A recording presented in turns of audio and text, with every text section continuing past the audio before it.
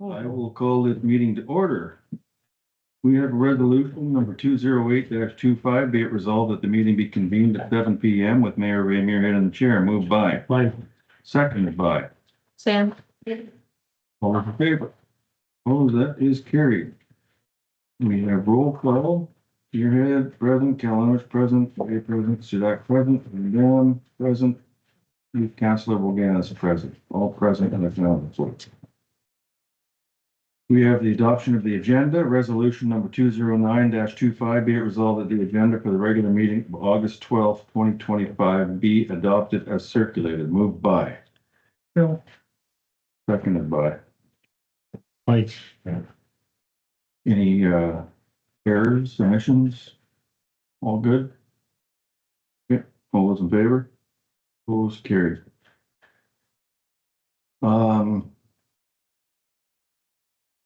We don't have the agenda for September.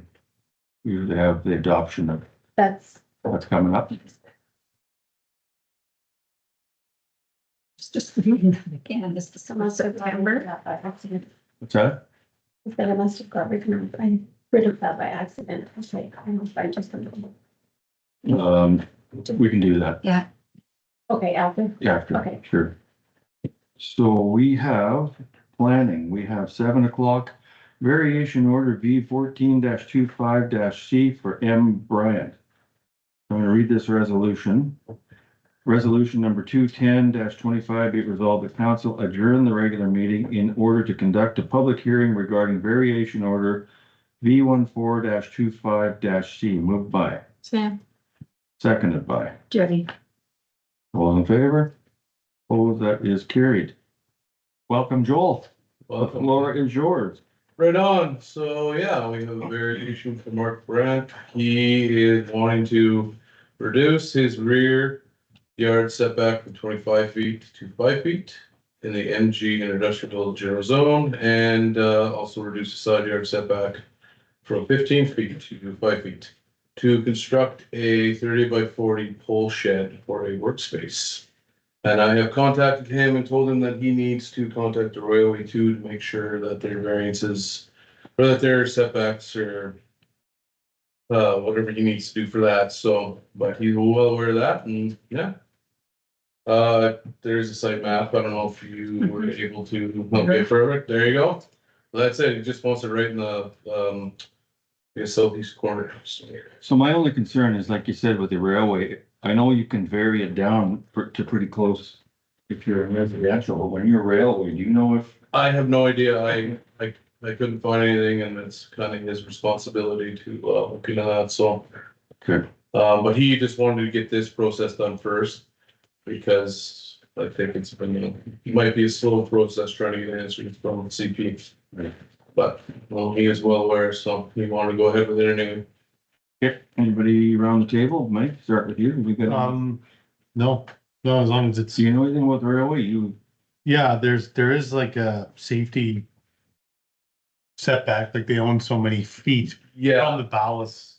Yeah. Because we had that problem with remember the walking path as well, you know? he does know where the pins are and everything too, so which is good. My biggest thing is if we read this resolution tonight as printed, are we going ahead with it? And then what happens if we find out that the railway says no? Do we have to come back and readdress this?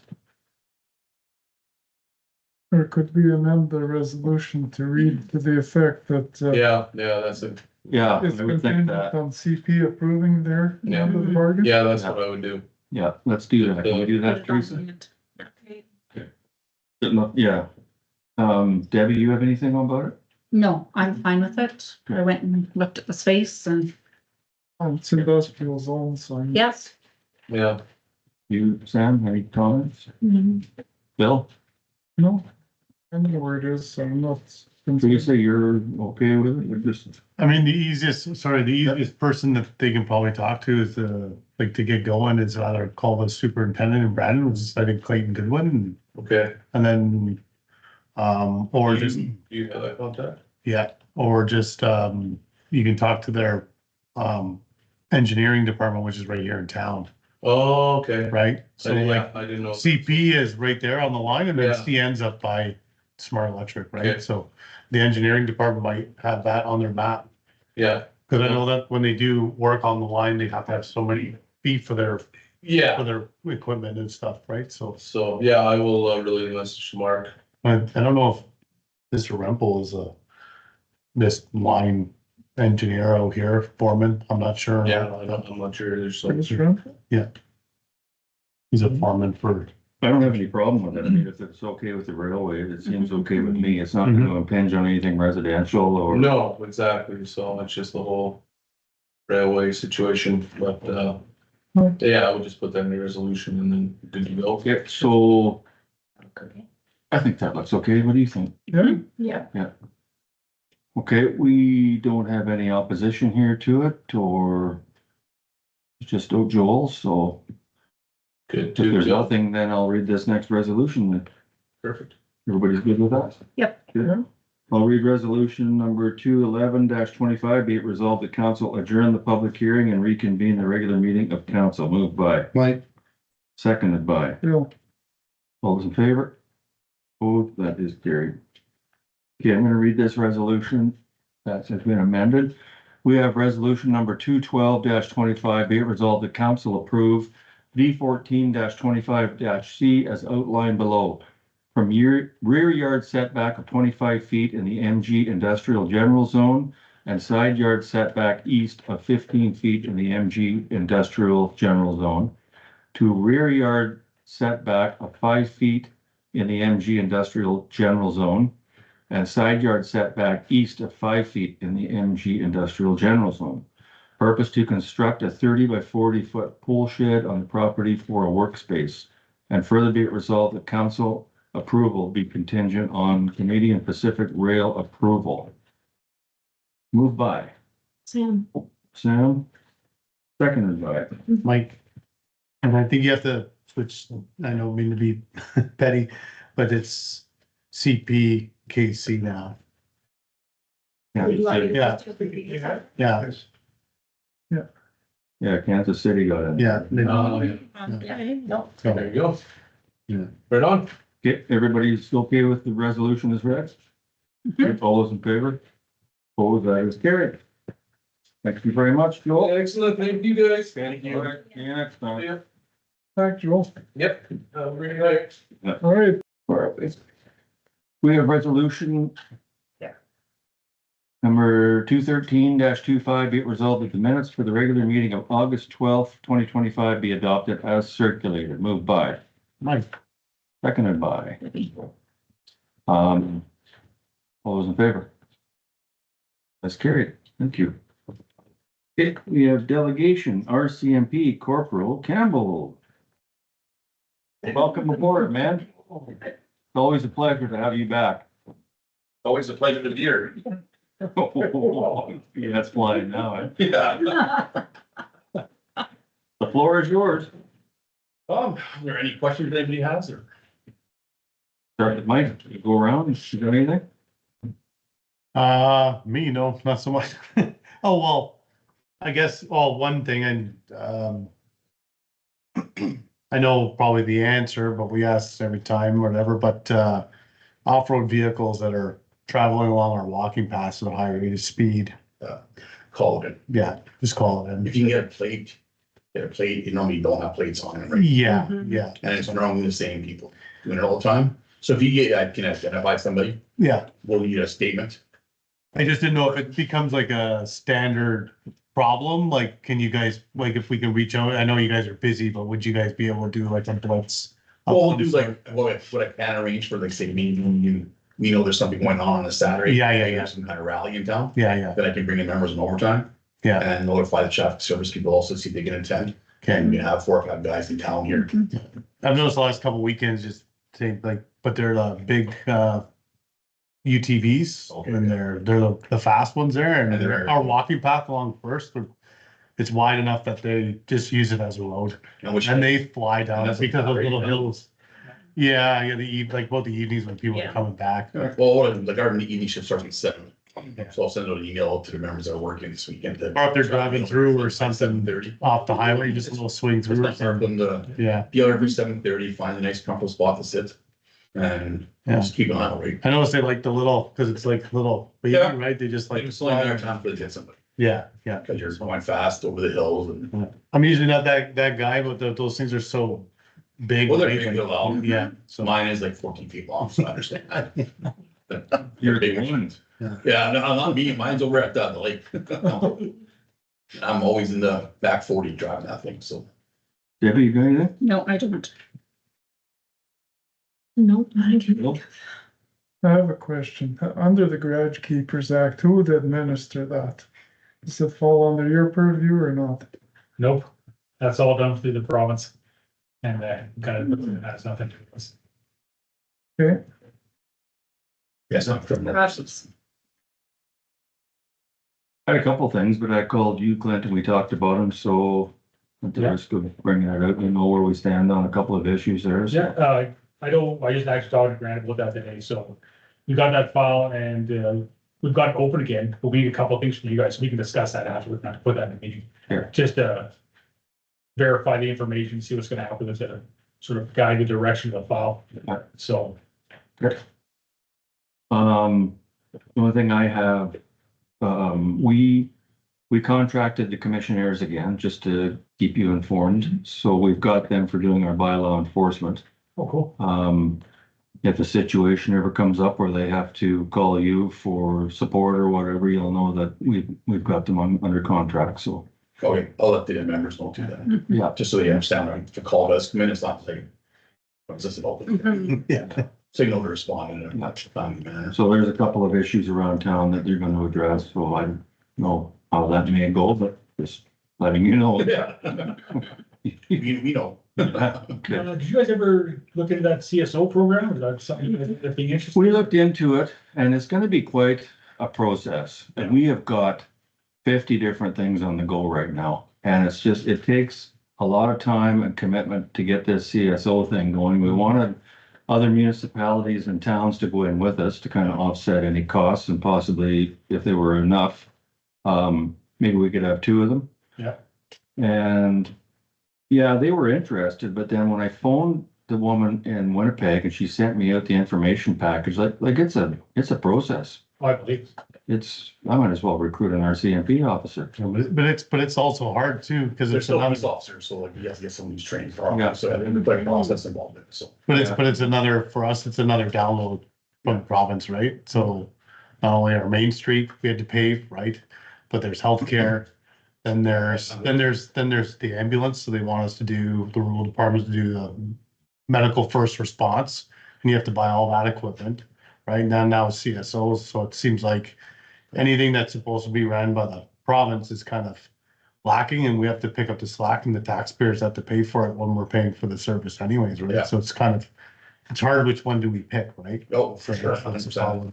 It's, once we get tapered down where we have more time, I'm sure we'll want to look into it. Mhm. My biggest thing also is it's not only the hoops and hurdles you gotta go through to get the program up and running. You actually have to find somebody that wants to do the job. Yeah.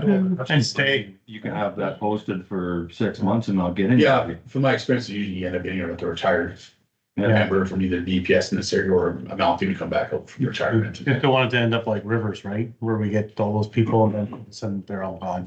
Yeah, And then, Well, and that's a genuine concern with it, right? Because then you got guys that are, especially if they're young, just looking for to put into an actual policing career.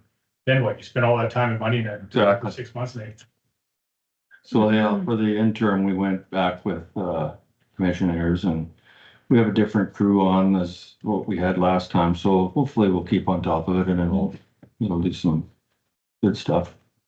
What have you got for us? We all staffed up and yeah, we are, crime going down? our area, we're not fully staffed within our unit, like the entire area.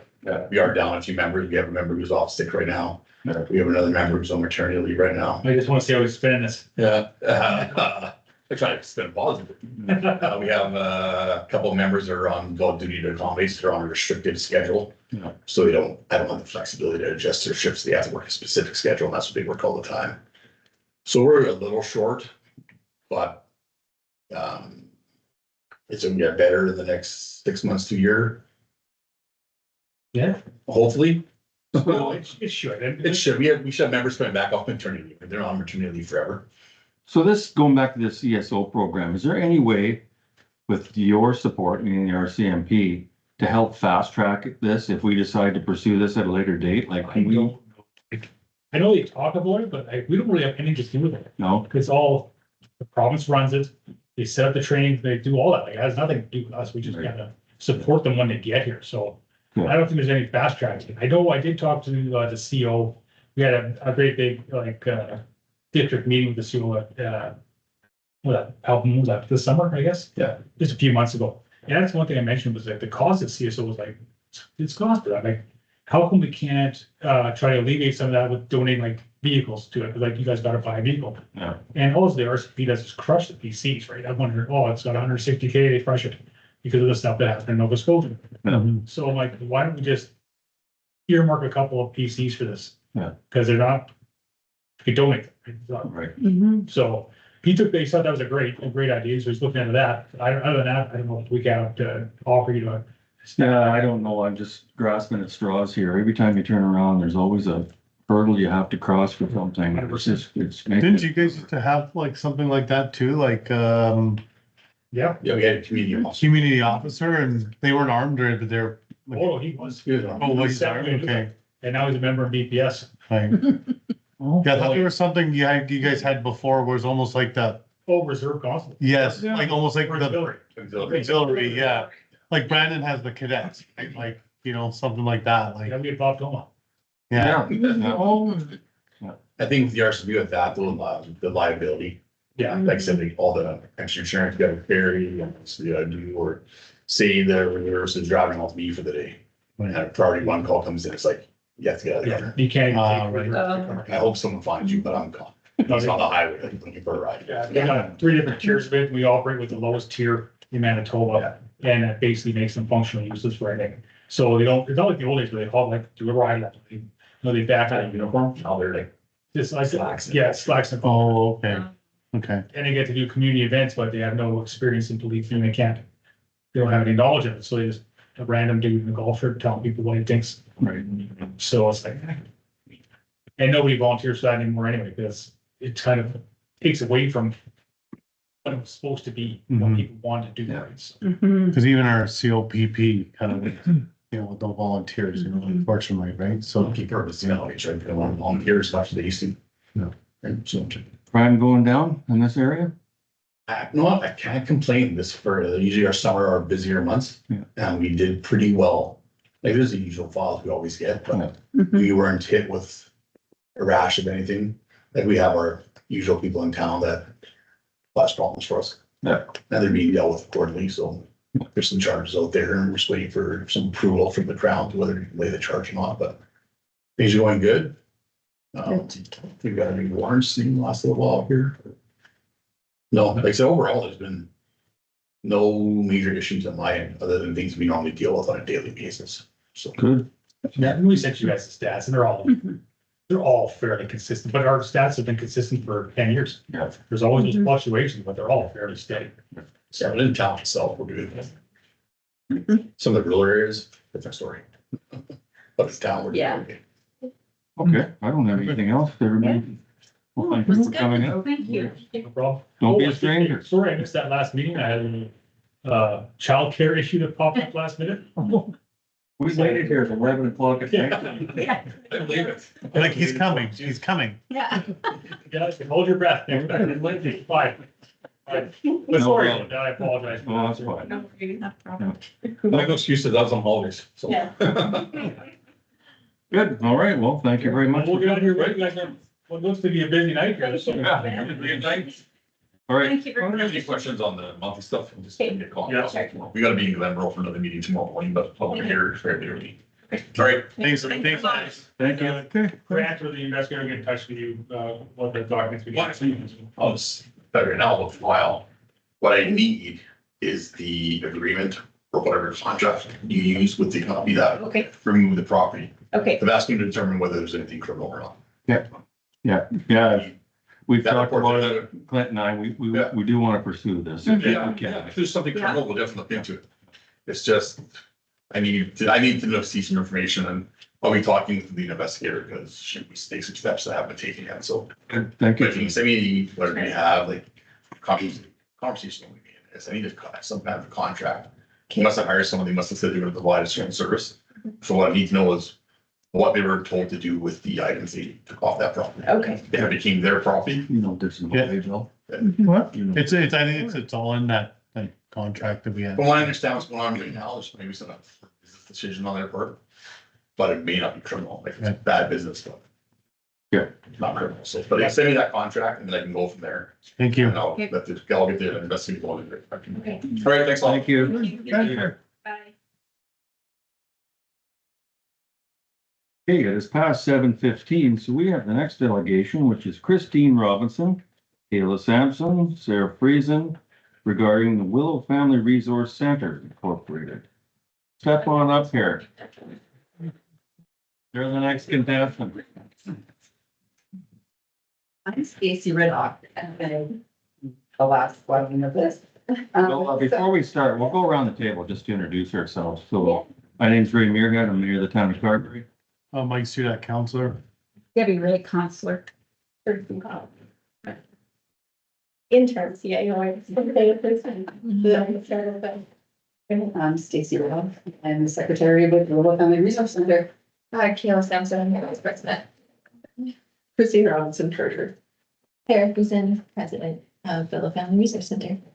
Fisher Boganis, youth counselor of Carter Collegiate. I'm Sam Bailey, I'm also a counselor. Bill Calnich, I'm counselor. I'm John Wright, nearly report. Thanks. Thank you. Well, thanks for coming out and welcome, man. The floor is yours. We wanted to introduce ourselves a little bit more in our story before we get into fully what we're doing and what we've been up to. So I'm Sarah. I grew up in BC and then moved to Calgary to do my degree in child and sport counseling. And then moved out here last year in May and started working in Calgary. I live in Mi'kmaq, but I work in Calgary working with families, which is a huge passion of mine. And yeah, Kayla and I worked very closely together. And we started to see a huge gap in the available services for families within Carberry. Right. As we were trying to connect families with services locally, we started to really see how much of a barrier it can be to have to travel for those supports. And so we started to dream of creating something, a nonprofit that would help to support rural families in Western Manitoba. And so that's what we have done. We've started to create that, and then we brought these lovely ladies along in. And yeah, we really are wanting to help to promote a safe place for families to land. So I'll pass it over to you. I think you guys mostly know my story. Been around here in Carberry long enough. Yeah. As you know, as she said, we all met at the same place and we have a passion for this. We feel that there is a big need for those resources for families that we just can't access here. We've all had lots of conversations, personal conversations about things that we have encountered just ourselves with trying to get resources for family members. And it's difficult. So I think this is a great thing. And I was really honored when they asked me to. Yeah, so I grew up in Carberry, actually. I moved to Winnipeg after high school. I graduated in 2019, and I went for my psychology and sociology degree at U of M.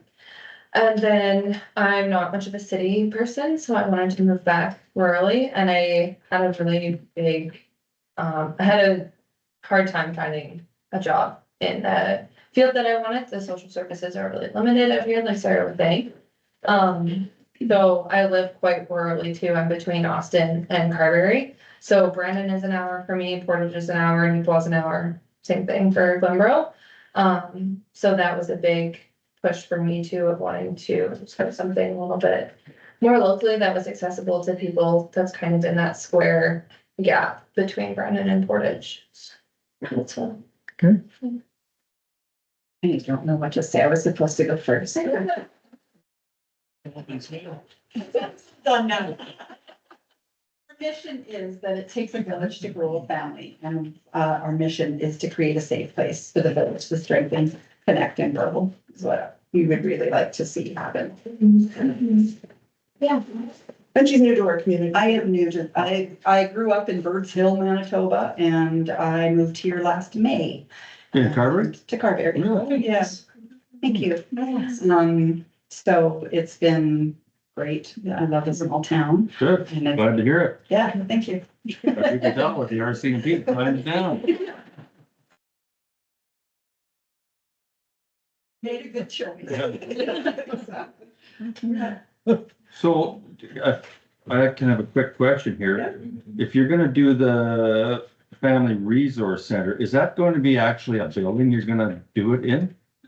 Okay, So, we've started, Kayla will speak to, the research in a second, but before we've started to find a physical location, we really wanted to do our due diligence and finding out what is offered by social supports yes. and social services here and how we can fill those gaps. So that's where we started, and Kayla can share a little bit more about the partnerships that we've already created and the research that we've done. Mhm. So it started pretty early on, like I think it was the late winter this year that we kind of started to dream a little bit, like Sarah said, and we met with a few people from the community itself.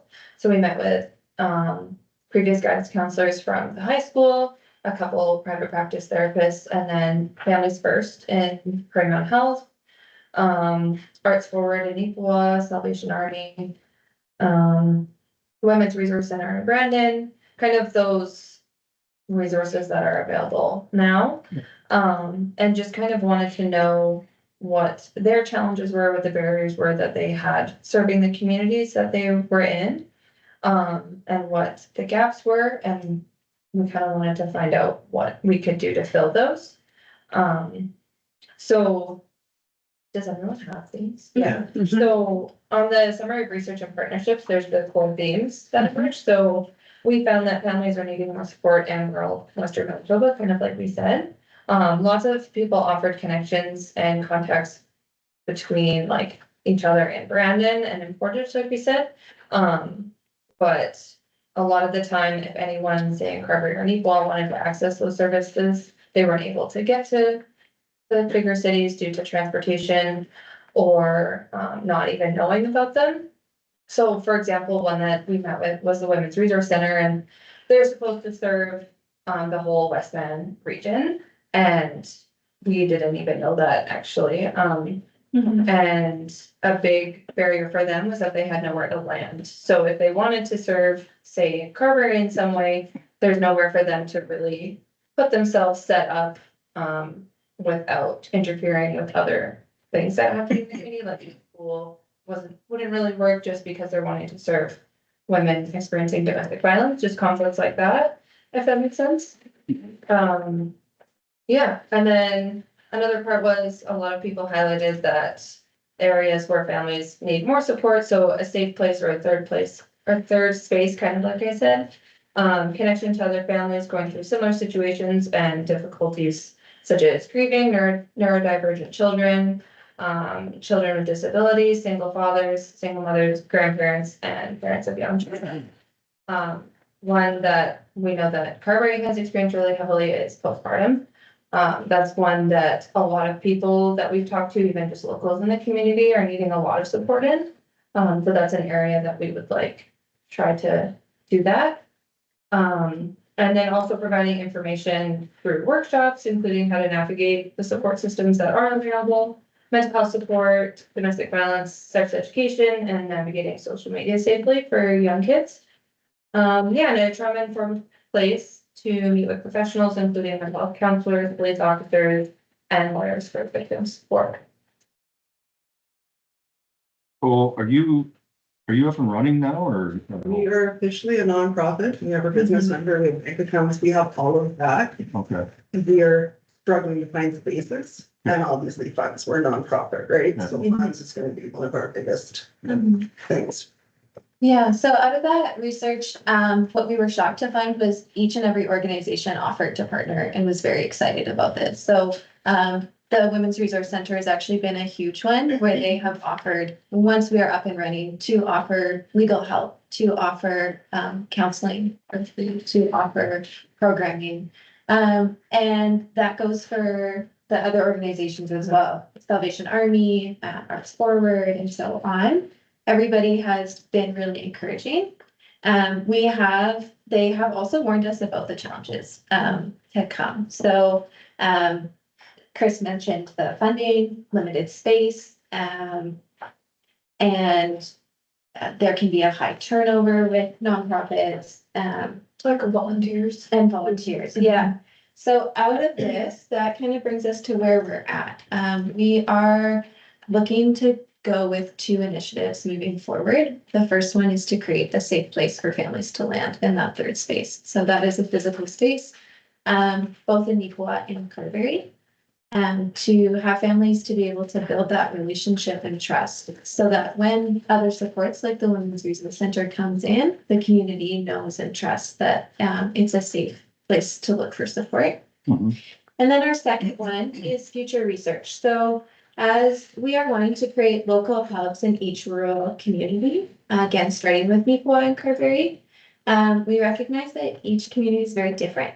As I live in Neepawa and am in that space, and then working here for the last year, it's very culturally different and the challenges are different. Right. So we are going to continue with research, both with meeting with the services that are listed here, but also meeting with members of the public. So doing surveys and focus groups to make sure that we're creating supports that are needed right here in Carberry. And that will look different than Neepawa. So what kind of a physical space? Are you talking about a house, an office building? What? Yeah, Obviously, we can't purchase. Because we have, so it has to be a place we can rent.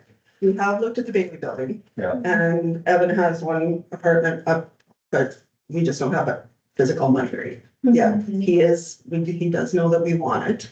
And hopefully he can hold it and nobody else comes along for us, but that is our, hopefully gonna be an office space for us. Physical space, that's what we're hoping to be able to somehow find some place that's big enough that we can have families in private rooms. If our CMP officers do come in, that they have some place that they can meet with people. Right. And just make a space where anybody feels safe, that they can come in and ask us questions and know that they have privacy. Right. And that they have support. We love the Bailey building a lot and we'll go forward hopefully with using that as an office space, but the space is on the 2nd floor and it doesn't have an elevator.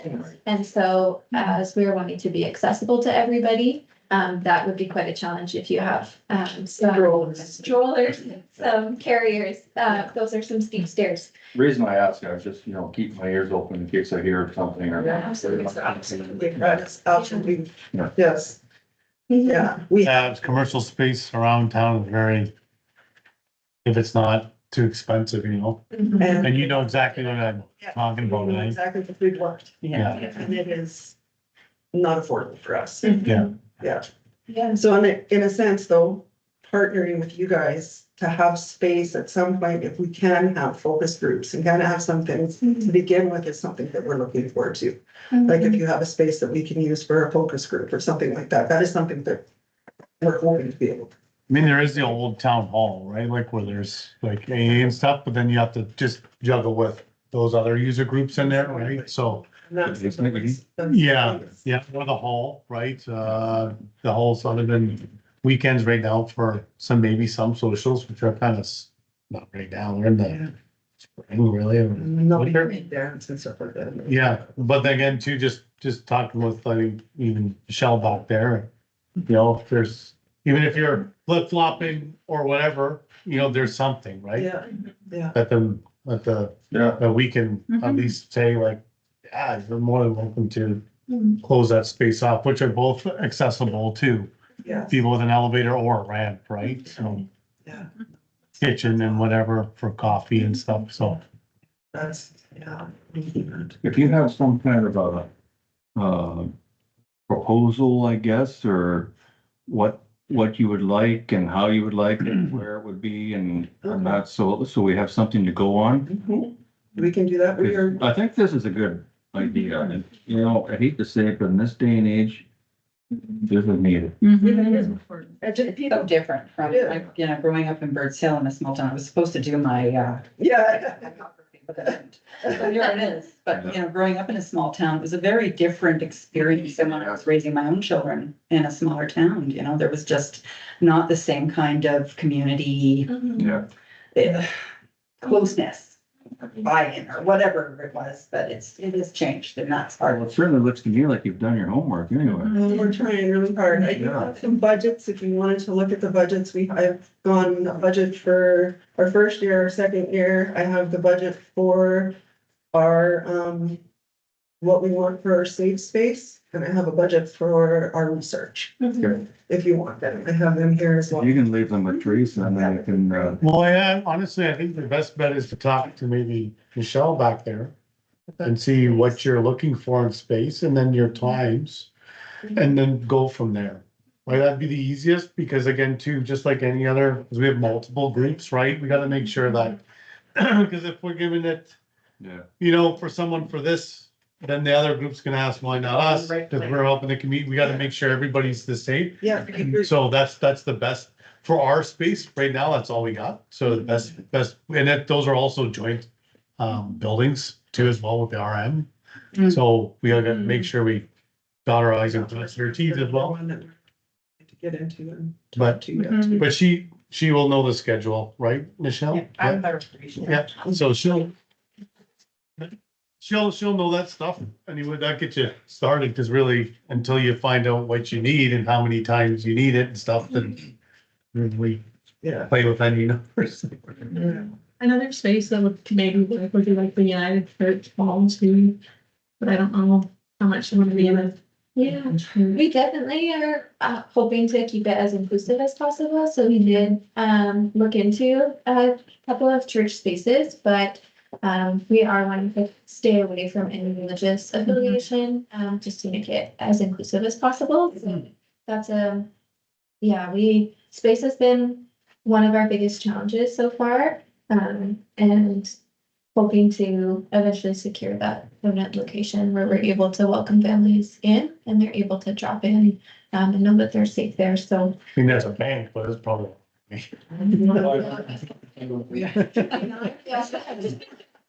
Oh, the bank was over 5. Yeah. I don't know what the other property on Fourth Avenue will go for, but. Which one? All right, well. It's 420. That's the one Probably a that's fourth year original Bank of Montreal. Was it? Yeah, right. One with a pigeon. Yeah. Yeah, the ceiling's missing. That's why we could afford it. Does anybody do anything, Debbie? Just a question on insurance. I've looked You into guys have all, If you have look, your, I have that in here, yeah, I Okay. have, right now, I've been on multiple phone calls with, yeah. With Guild and trying to get that figured out. We are looking at liability insurance and our content. Yeah. So that's the main, liability is gonna be a big one. yeah, that's great. Yeah. But we've just had a couple of snags on some insurances from groups and. Yeah, no, I knew that was gonna have to be a thing, Yeah. and so we're looking into board of director liability and actual risk liability, right? Good. So, you know, that's. That means one of the things. Anything to say? No, I think I'm. Bill? I think it's interesting.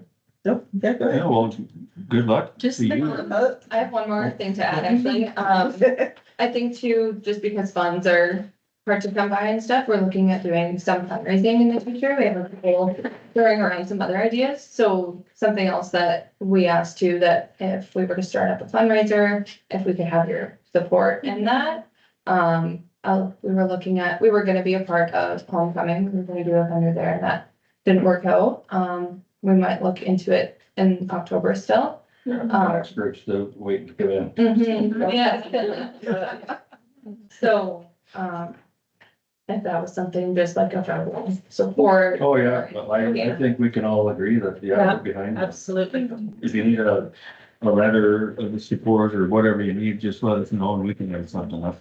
yeah, that would be absolutely amazing. Yeah. And we're also really we care deeply about partnership, both with social services and with, local government. We would love to know, and as you think and mull over and look over these documents, what you're seeing is needed for the community. Because that's what we're really wanting to do is fill those gaps. So, We can do that. That flies in the drive me nuts. No, we'd be more than happy to work with you. I think this is a well-needed, resource, you know. Yeah. Just, so just let us know what you need and yeah, we'll keep our eyes and ears open if we hear anything or that sort of stuff. Just keep in touch. Grant, like, I don't know about grants, if you guys ever have those things come across your day, like, I know, like, something that you think might fit for us or something. Like, those are things that we're gonna have to really start pushing forward, like community foundation right now, right, and stuff like that, so we're just trying to. This is the initial stages, so, yeah, thank you Okay, guys. well, thank you very much for coming out. Good presentation. We appreciate it. To our next delegation. Michelle, you are, the floor is yours. So I have. Let's go around, we'll take some, pass them around. So I'm here proposing the tendering of the rink booth. So this idea came about actually a while ago, when I was at a Little Rec Summit in Dauphin. They gave us a tour and showed us that both of their canteens were tendered out, one to a local restaurant and the other to a caterer. And I thought that was a wonderful idea. I came back and told Callie, and we've been talking about it for a long time now. We finally came up with a bit of a plan here to hopefully get this going. So the rink booth, it requires a significant amount of staff time and administration. So I have to hire staff and we have to pay the staff and I have to do scheduling, and that's a big part of the booth and the effort that goes into the booth. Sorry, it's like my bedtime right now, so it's just. Take your time. It's late for me. That's okay. Under this approach, the town and the municipality will lease the rink booth to an individual or business through a transparent tender process on a year-to-year basis. The successful applicant will take on a day-to-day responsibility of operating the booth, guided by clear expectations set out in a formal lease agreement. Running the booth involves a considerable amount of work, like I said, hiring, scheduling, food ordering, staff training, daily oversight, opening at the beginning of the season. There's a large cleanup that has to be done, closing at the end, another large cleanup that has to be done. Yeah, so are there any questions so far? I'm gonna get into a little bit more of the details. Well, from me, anybody have any questions? Just like McCain's, Yeah, right? Like they donate that stuff. yeah, So so, now if it's a private business, right, then right. they're not gonna donate that for someone for profit, no? So that profit would need to come back to the community. That would be an absolute must. It would be in the contract. Right. Yeah. So Kelly and I were talking and we thought about price point at maybe a month. There's just something that we were thinking about based off of other rural communities and how they tender out their booths. Wants for them to pay us as rent. Yes. Okay, Yeah. So the successful renter would be required to work with the Director of Leisure Services, myself, general oversight and transparency. So I wouldn't be managing them, but I would be overseeing to make sure that everything is keeping up to standards and that things are okay. Operate the booth from September to April with an option to open during the off season if agreed upon by all parties. Funds collected from rent would be directed towards booth repairs or upgrades when needed. Renter will be open for all scheduled games, practices, tournaments, bonds, fields, etc., all the things that need to be open. Maintain a current standard of food offerings. Provide access to minor hockey practice club for parent days. Remain open until at least 10 minutes before the conclusion of a game or practice. Retain discretion to open during additional public hours, For instance, like Pinky Ice, something like that, we would like to have the booth open, so it would be nice to have the booth open during those times. Continue directing proceeds from McCain's free prize programs back into the community. Ensure booth staff act professionally. We've had some issues with some of the teams being on their cell phones and not cleaning the tables the way that they should be cleaned, so we'll just need to keep an eye on that. Okay, so renters' responsibilities. They would be responsible for ordering food, managing inventory, controlling costs, with the exception of McCain's Fries and the Van Food Coffee. We will continue to order through the CPCC staff. So either myself or Shane can order the coffee and the fries for them and the oil as well. I'm submitting order for fries and oils and coffee to the rink manager, hiring, training, scheduling, and paying booth staff, cleaning the booth area and the adjacent space between the booth, the stands, including the picnic benches and the condiment ledges. So the chunk between the booth and where the stands start, that would be their area to keep clean and maintain. Submitting maintenance requests to the rink manager when repairs are needed, ensuring compliance with Manitoba health and safety regulations, including food safety certification and young worker readiness training, managing all financial transactions and ensuring daily cash security. CPCC will not be responsible for money left on site. And they will need to supply their own till. That's not a big one. Communicating booth hours and updates to rink user groups. So just communications between all the user groups that use the rink is a must, it's necessary. So there are some exemptions. The renter will not be responsible for the drink machines, the vending machines. And they will not be able to serve Coke or Pepsi products. It's because we've had Pepsi products in our machines and then we have a non-compliant, I want to say, non-compete.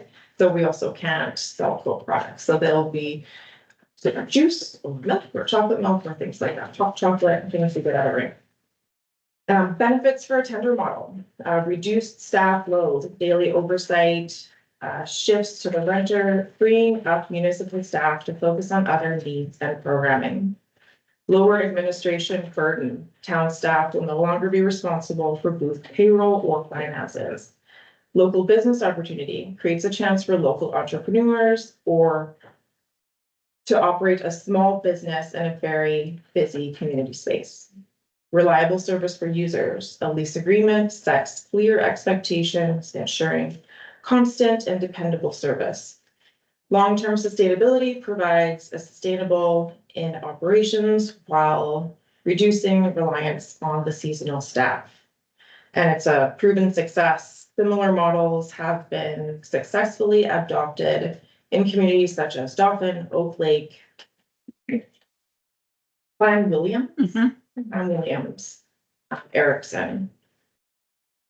So there is someone currently interested. Carla.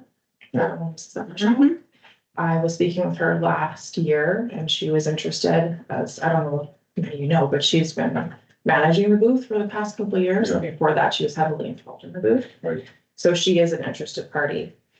I do need to say, however, though, I am currently selling baking at her establishment, so I would not be involved in any way in the tender process. I just wouldn't be because that would be a conflict of interest.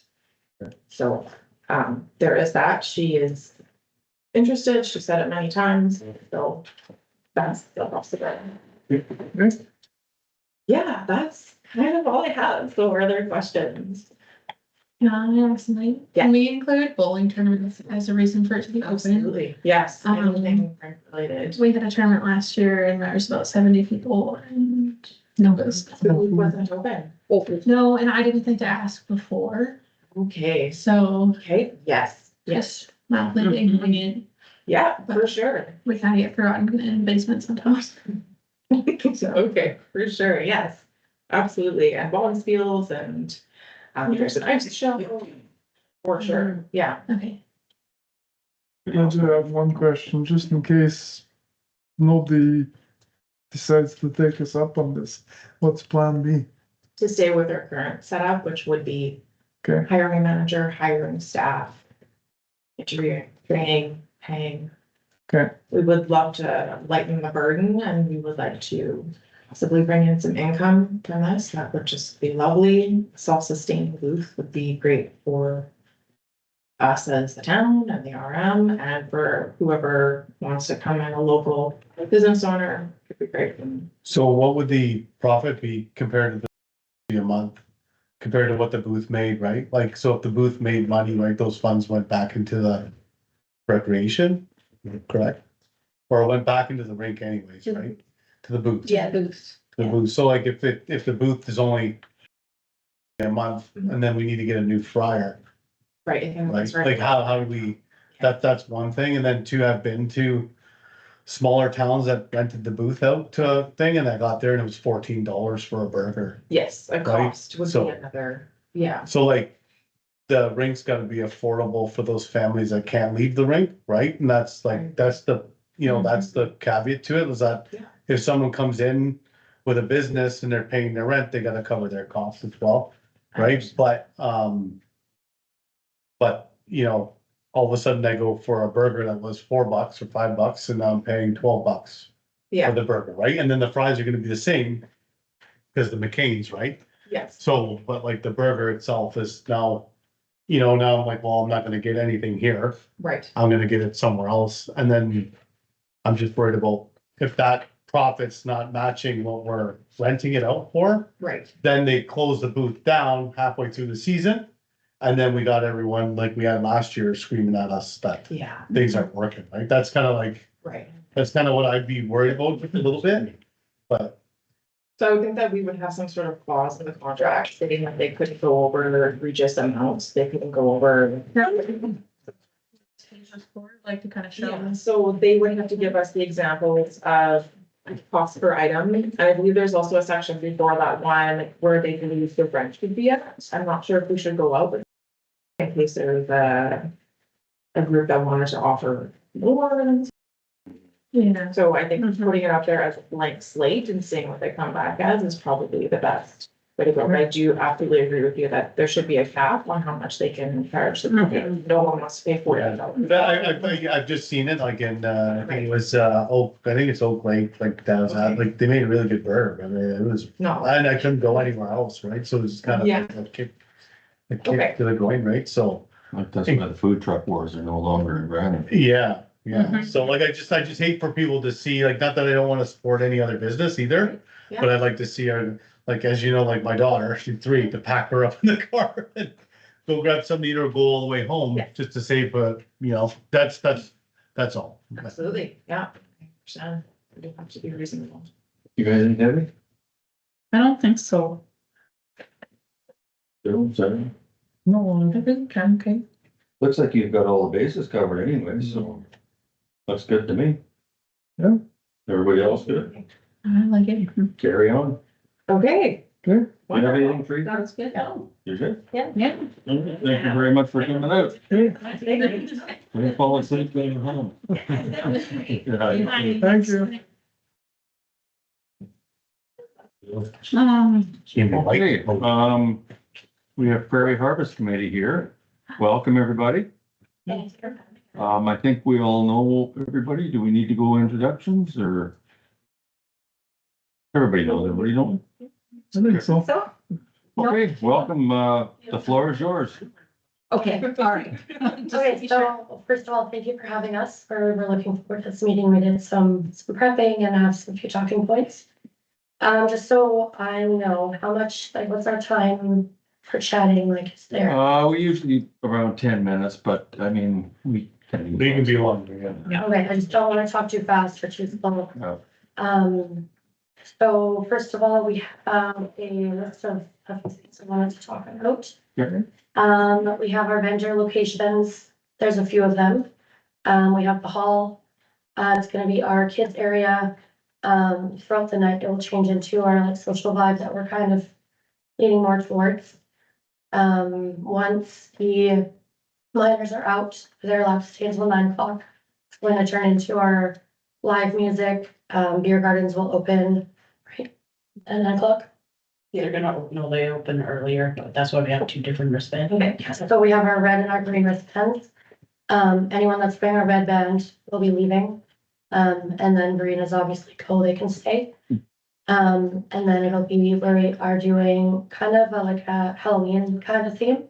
Costumes are welcomed, but not mandatory, obviously.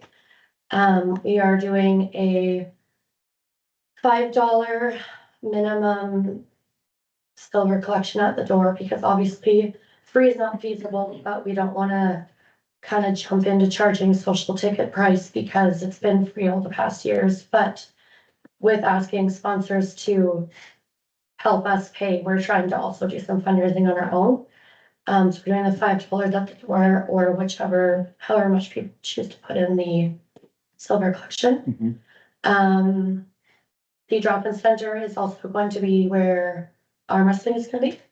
My photography studio, we're going to have Allison doing her card reading. Everyone know who Allison Whispering Angels is? Yeah. So, she does she doesn't do card readings, but she does like, messages and like that kind of readings. Mediumship, yes, it will be open for her. The gym is where our market is going to be. Our vendors are all gonna be in there. The library, we have a book reading being held in there for the kids and whoever wants to go. The fire hall, we've asked them to do a tour. We have our Patrick truck we are trying to get set up. It'll be in the parking lot beside there. Spud City parking lot, they have allowed us to use it for our food trucks. We have 6 confirmed. They all have paid, as far as I know, their $35 fee to the town. And I have reached out to all of them for their business permit numbers. So I'm just waiting on them to reach out or get back to me about those. Callahan's is taking care of the food permit and their liquor license for the social, so that's being looked after by them. I have reached out to 2 places for security so far, the Splash Park being one of them. And the other is Blue Jay something or other, they're out of Brandon. We had for the Splash Park social, they were great. We're getting 3, obviously, we're gonna go with the lower quote, which is the Splash Park as of right now, and they're local and they're fundraisers, so donating back to the town is kind of where we're leaning towards. We are looking after getting the public health permit dealt with. We have Guild looking after our insurance. We're just waiting on a quote from Tori, thank you. We have a couple of questions for the town. We are looking to block off 2nd Avenue from Main Street to Auto Street so that foot traffic is safer for the food trucks and isn't in the way of like the customers and things. Another request we wanted to ask is we are trying to put together a parade, kind of like the Christmas one and there's a spring parade or something. Yeah, a summer parade. So we thought it'd be kind of fun to do a fall harvest kind of parade as well.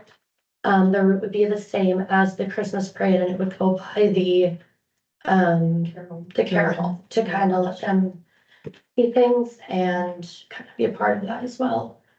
And then if we get the approval from you guys, we'll reach out to businesses and see if they would like to put a float into the parade.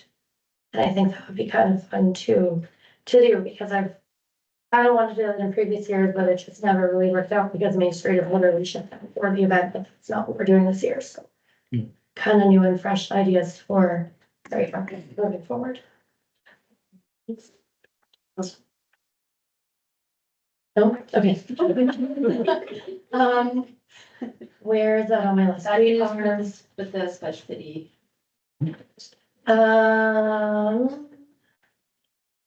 Yes, go ahead. Okay.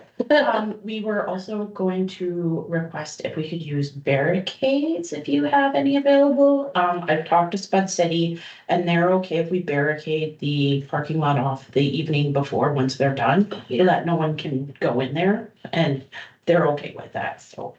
Yeah, barricade. Yeah, that's no problem with barricades. Okay.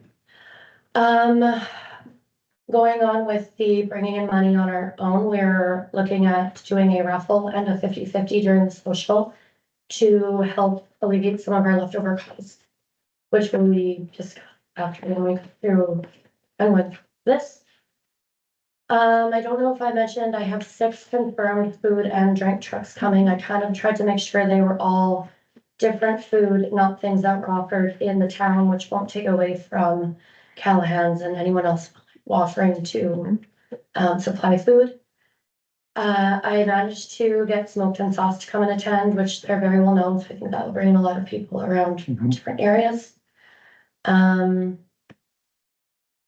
the last thing on the list here is to present our financial report and forecast, which you all have a copy of, and we have one here as well. Sorry, just a question. So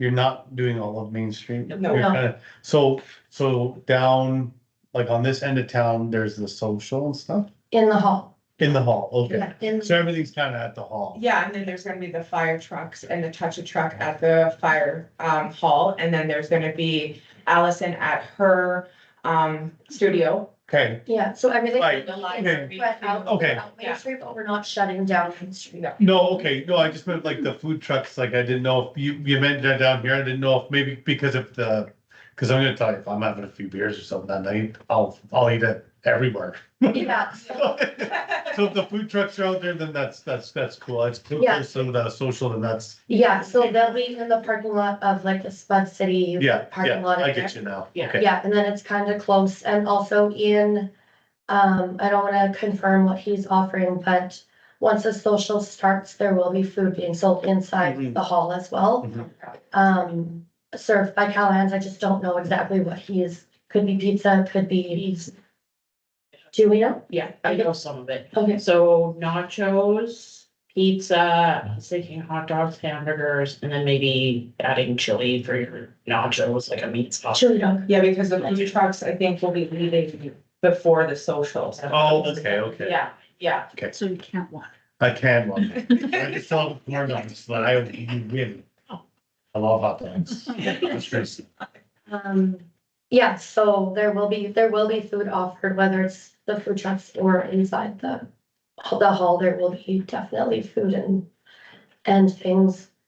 So we'll talk about a little more at the kids area. We have Ryan Price coming from 12 to 4. He's gonna be doing a magic show. We have a face painter coming. I'm gonna be setting up a like little photo op, kind of like a harvesty fall kind of style. I'm gonna get hay bales. I'm assuming it's okay to bring hay bales into the hall as decor. Just don't bring the cattle in. No cattle, no. No candles. Yeah, no fires. Yeah. I was thinking about setting up my camera and taking the photos and doing them myself, but I feel like I will be busy enough, so I'm just gonna have it open to the public. They can use their phones and take photos of their kids, whatever.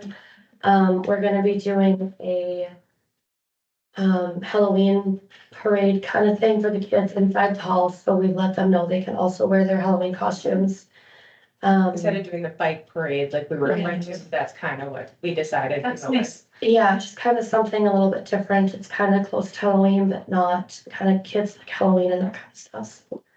It gives you an extra reason to wear your costume twice, right? Yeah, and if you're like me and your kid wants a blow up minion and you spend $100 on it, they can wear it 3 times. But it's been a lot, but we've definitely grown and thrived, and we appreciate everything of the support that the town's offered, and we're excited for October 18th, so. You done? For now. I just, I've said this to your committee before, and I'll say it in front of everybody, and I think I speak for the town. Bravo for what you're doing. Yes. You guys have a lot of Yes. integrity, Yeah. and you are to be commended. Since last meeting to this meeting, you have all stepped up, and it shows, and I think the town is looking at this and the townspeople, and they are very impressed with what you're doing. A lot of volunteer committees, it's hard to get volunteers. And you ladies as volunteers, you could have just as easily thrown your hands up in the air and this would have continued on, but you have really stepped up. Very impressive. I don't think. And there was moments that we encouraged each other. We've been really supportive of each other and it's been not easy going through this process. Oh, I know. We're seeing the positive and the positive side of things now and not the negatives and the bad stuff. And since last meeting, I can honestly tell you I have changed my tune. I'm in full support of what you're doing. So good for you and keep up the good work. So does anybody else have anything to say? Same, I mimic Ray there on that, and you know, obviously you guys know you live here, like everyone looks forward to it, right? So, for me, it's, I'll always support you guys on that, so, just one, I don't know if you guys have teamed up with, maybe Lori from the library and the museum, have you? So we talked to Lori, that's where we're hosting our book reading. Okay, cool, Our reader's coming in, she's doing the book reading, book sales, and a book signing in the library. I don't know if they've reached out to the museum. The museum, the gingerbread house, like if it's Yeah. a Halloween, I know that I'm on the museum board, they've kind of talked about that sort of thing. Okay. So, I got a museum meeting, I think, next week, but maybe reach out to them and, Yeah. cause like, more than likely, if you have that like the fire hall thing going on, Yeah. they'll more than likely open that up. Yeah, yeah, exactly. So I just, instead of me talking to them first and then the whole week goes by, you just And the author mention. that's coming to the library, her name is Letitia Berry. She is Kevin Berry from Glenboro. She just wrote the children book. She's just getting it out there and it's on Amazon and stuff. She's really selling and signing books and stuff. Cool. Like Yeah. the tea or something is her. Yeah, nice and something like that. Who would be the contact person for the museum? Gloria, yeah, Gloria Mott. Lori Mott. Or Mike Sudak? Yeah, or me. Should I? Yeah, I can talk to them. I can send them an email for you to try to get in contact with you or something like Brad Wells and stuff like they're all really good and Okay. you guys know that already, like, so, yeah. Perfect. So, One more little thing for people to go see, right? And- yeah. And the museum needs the people to go through it as well too. So, Yeah. Wants to do, like, I can reach out to Gloria as well, but anything that you're wanting to do or. They put creepy mannequins already up in those windows and it scares me every time I'm back in the fire truck. No, scares me every time. Stop that. And that painting, I'm like back on the fire truck, I'll look, oh, what is that? Yeah. You got anything, Debbie? No, I don't think so. Just congratulations. Thank you. It's just been a long time for you guys, I think, and hopefully you'll get lots of volunteers. Keep sharing. I see your ads, so, but kudos to you. And thank you for doing it. It's nice to have the support and being able to actually, because this is my third year on the committee, I think, my third year. And the last two, it's kind of been, you have a voice, but like actually you don't. So, it's nice to be on the committee and actually have opinions and thoughts and be equal. be right? equal and have the support of Yeah. conversation and then come to an agreement on what would be beneficial Voting for the town. right? Like, Yes. And you know, just- Structure. And just for next, you guys probably already know this, like, the earlier we can Yes. start talking Yes. about it. Yeah. Yeah. the more- The plan is we're gonna start talking about it after this event. Yeah. So we wanna have it done and said way ahead of time, so there's no scrambling and panicking at the end.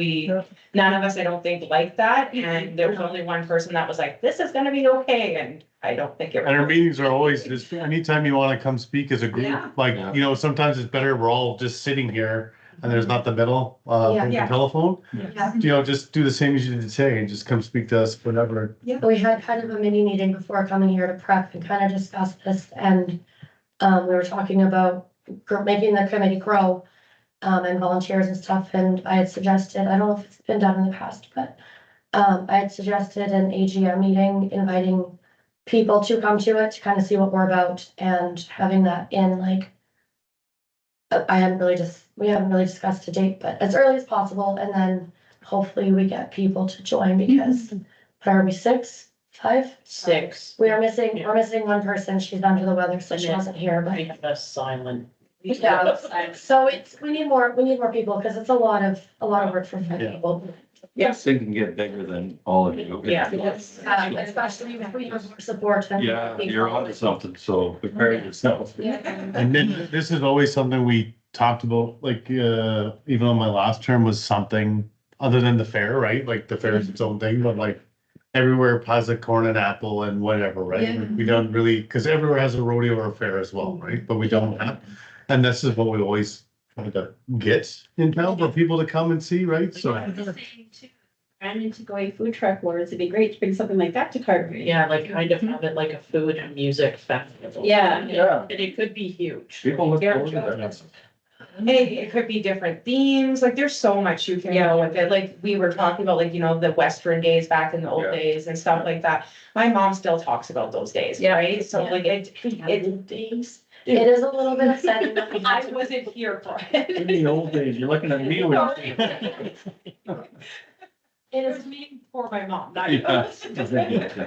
It is a little bit upsetting that we had to rebrand. Obviously, we were rebranding. Homecoming didn't ever make sense to me about why it was called that, but because of Westman Tourism, we did win that award, which is currently in the market store, which also a little bit bothers me. But being known as the Homecoming Committee, we won that award. Brandon, like, we became a thing, but now that we're rebranding, I'm hoping that Prairie Artist Festival can grow and be bigger than Homecoming, and maybe we'll win an award for that. And the too. Prairie Harvest Festival name just seems like it's more fitting. Makes more Yeah, I like it. That sounds- Yeah, so. Homecoming, I think of like a prom or something. Homecoming, when you've only lived here for 3 years, I'm like, cause I didn't pick the name of it. We picked the name for this one, so. Yeah. I like it. It's good stuff.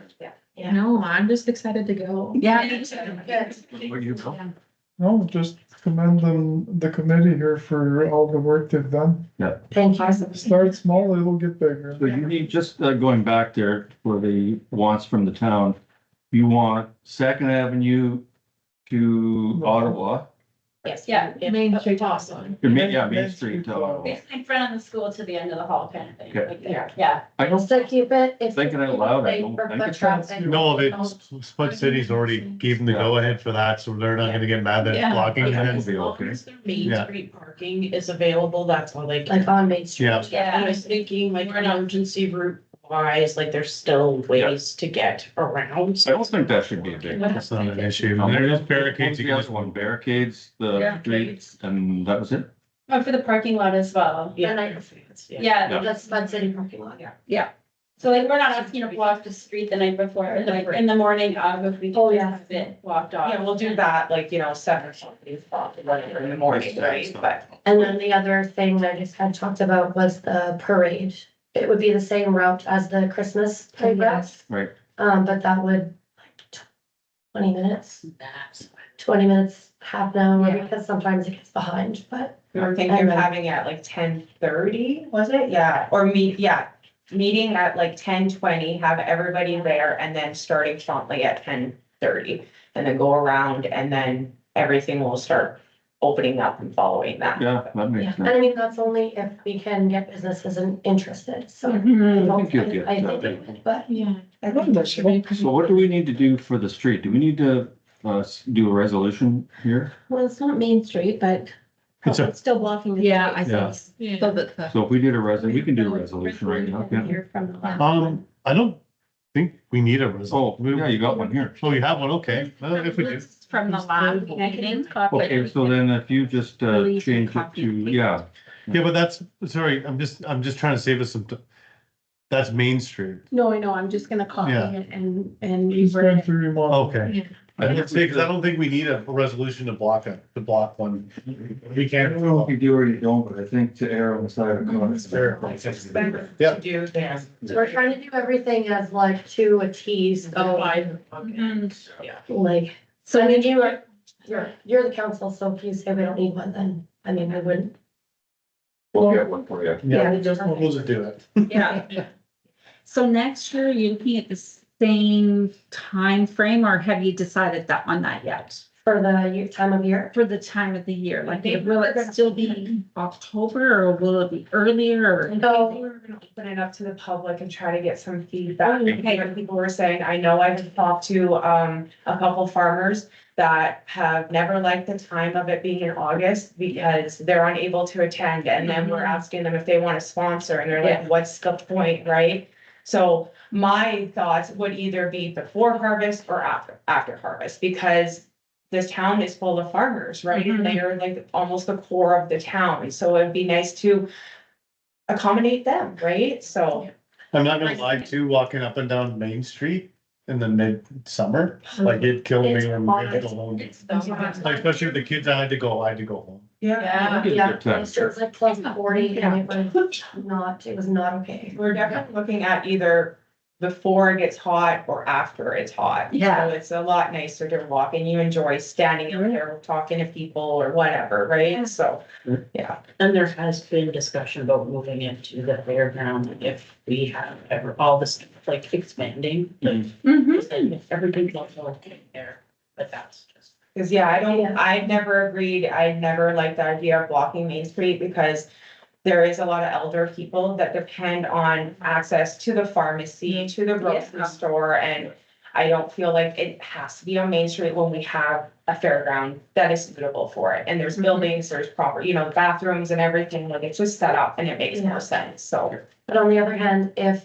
it ever did come to like a street event, which like, it's fun, but I was like, why not have it on a Sunday when literally all the business started closed anyways, and then if they choose to open, that's on them. Have it on a long. But then it's not taking anyone's business away, but that probably isn't the thing, because it makes more sense to just have it around. The other thing at the fairgrounds, though, sometimes the elderly can't get out to the fairgrounds. Yeah. So it's just something to keep in mind, Yeah, because I know, when you had the dancers, the Scottish dancers, there was a lot of people that wanted to come and see those dancers. they will be here. Yeah, and they were like elderly. And They who knows, came. maybe this year will go over fantastic with how we have it set up right now, and maybe that will be something that we will stick to. Mhm. Who knows, right? So, yeah. Gotta try it. Yeah. Yeah, we're open-minded, right? Going in, we're open-minded to change things. We're not set in our,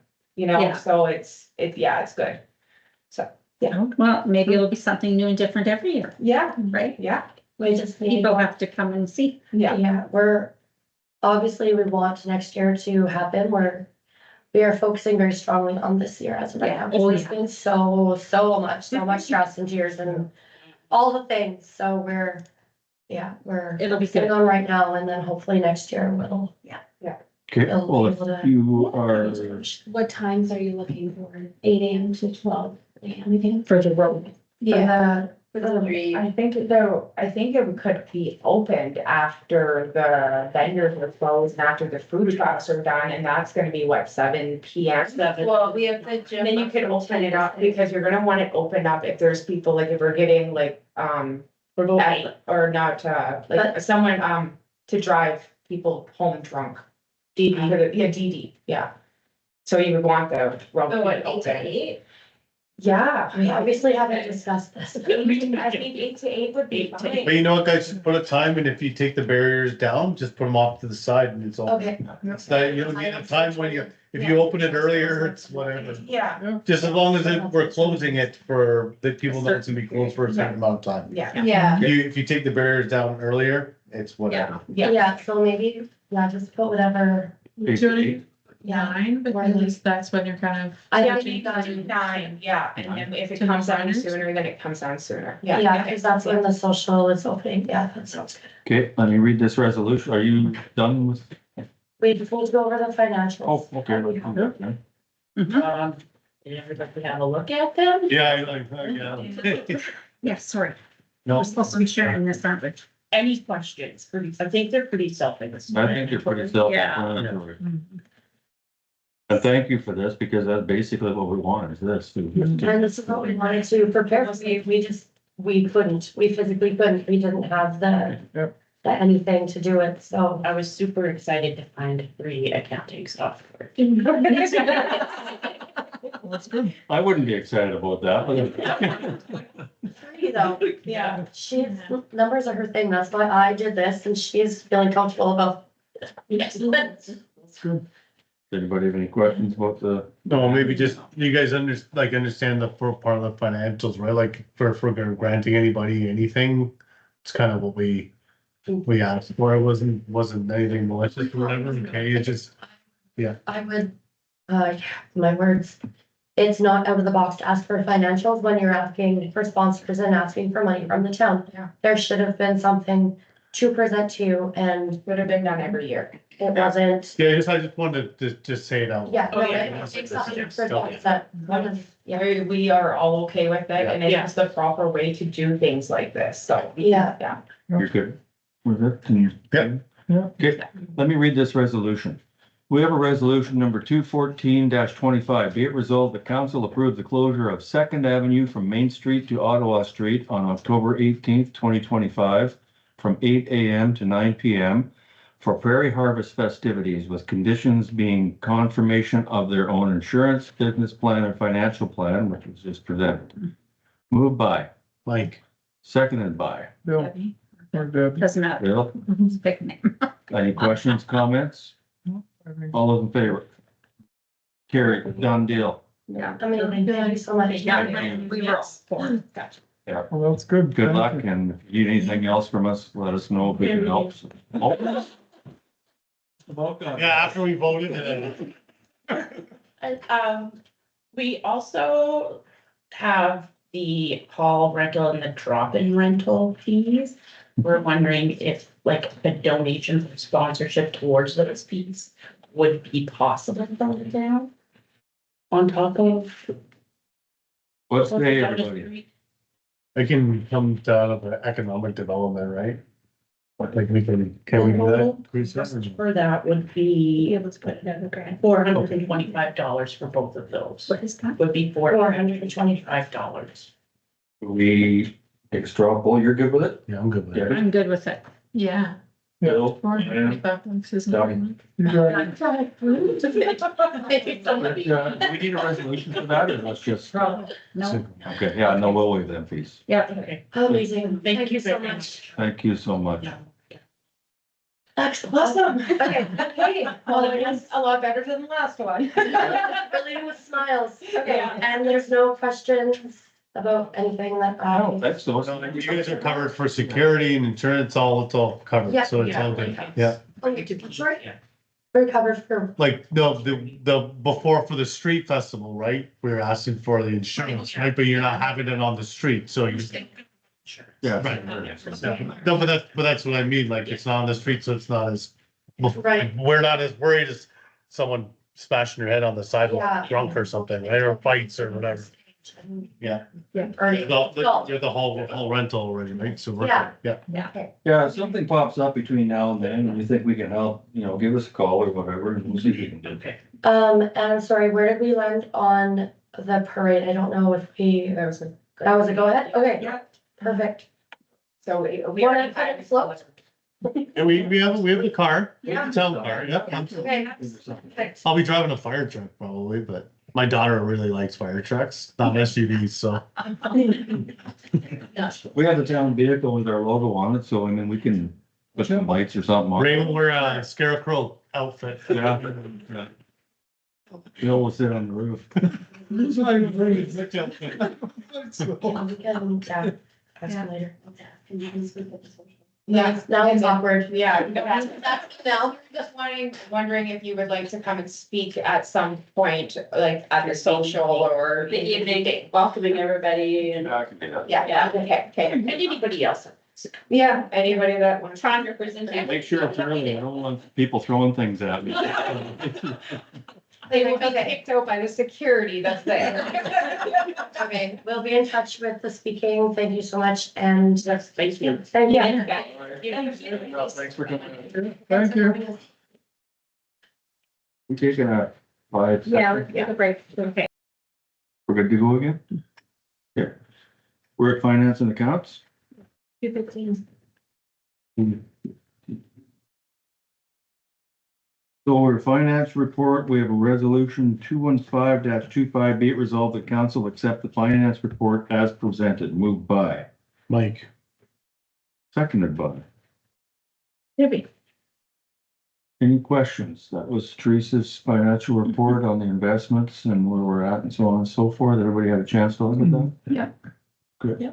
All those in favor? Opposed, that is carried. We have the financial statements. So we have 216-25, be it resolved that financial statement for August 2025 be received by council. Moved by. Sam. Seconded by. Bill, Did you have a chance to look at that? Do you have any questions? Pretty straightforward. I was looking at one, I saw where the income was from the White House, but I didn't see where the expenses were.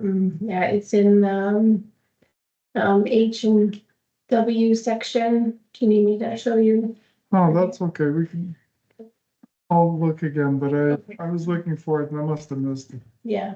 But About page I seven. was just kind of Seven or trying to something. see what was spent and where we're at. Okay. Okay, All those in favor? Opposed, that is carried. We have resolution 217. Be it resolved that the accounts check number 16272 to check number 16345, totaling $167,530.90. Electronic payments of $89,781.16. And direct withdrawals of $2,890 be approved for payment. Moved by. Bill, Seconded by. Mike. Bill went through them today. Anything stand out? Or no, it was in order. everybody good with that? Okay, all those in favor?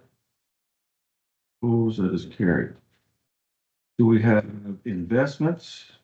We have resolution 218-25, be it resolved that council has reviewed the current interest rates and determined that Stride Credit Union investments maturing on September 20th, 2025 will not be reinvested. And further be it resolved that the full amount of the matured funds be deposited into the reserve bank account. Moved by. Mike. Seconded by. Sam. You guys saw that in my report. Hey. Yeah. Yeah. Okay. All those in favor? Opposed, that is carried. We have bylaw, we have the traffic bylaw that's back on the agenda. We have resolution number 219-25, be it resolved that bylaw 12/2025, being a bylaw to amend the town of Carberry traffic bylaw, hereby be read a third time and signed by the mayor and interim CAO, sealed and become law. Moved by. Debbie, seconded by Sam. Sam. So this is the third reading. It is going to be a recorded vote. Does anybody have anything to say about the traffic bylaw? There's just one spelling error.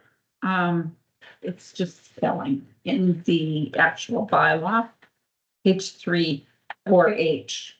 There should be, it should be B-E and not M-E. That must have been in there. Yes, yeah. Yeah, so that's all. It's just a spelling correction. Anything? Okay. I will, call for the vote then. Muirhead, 4. Kalanowitz, 4. Ray, 4. Sudak, 4. Van Dam. 4. That is carried. Thank you. We have outdoor lighting and control light pollution bylaw. We have resolution number 219, right? No, 220.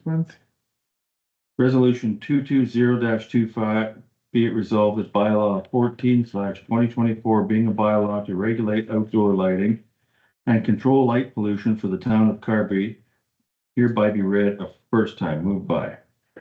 Mike. Bylaw 14/2025, right? Yeah. Yeah. Yes, good call. 2-5. Yeah. Moved by who, Mike? Yep. Seconded by Bill, Bill. So this is the first reading. We don't have to get too intense on this, but everybody knows what this is about. Just bright lights, people are shining. I think I use the hospital as my one, so just for the next couple of three, just keep that in mind, so when we vote on it, pass it, or, you know, I see it makes sense, cause like if something's bothering your, like if there's a floodlight right in my back window, you know, I get it, right? And if I have lights up and it's not bugging Debbie, then there's gonna be no problem, right? Like, you know what I mean? So I get it, just kind of covers our bases like the dogs or anything else. Yeah. And just further food for thought between now and the second and third reading, how are we going to regulate this, and who's gonna be the judge on whether or not a light is pollution? That was my question. So if we go to Joe Blow across the street, your light's too bright, well, no, it's not. Who's gonna be the judge and jury on that one, and how are we gonna, what are the parameters we're gonna use for this? Like, are we gonna use complaints?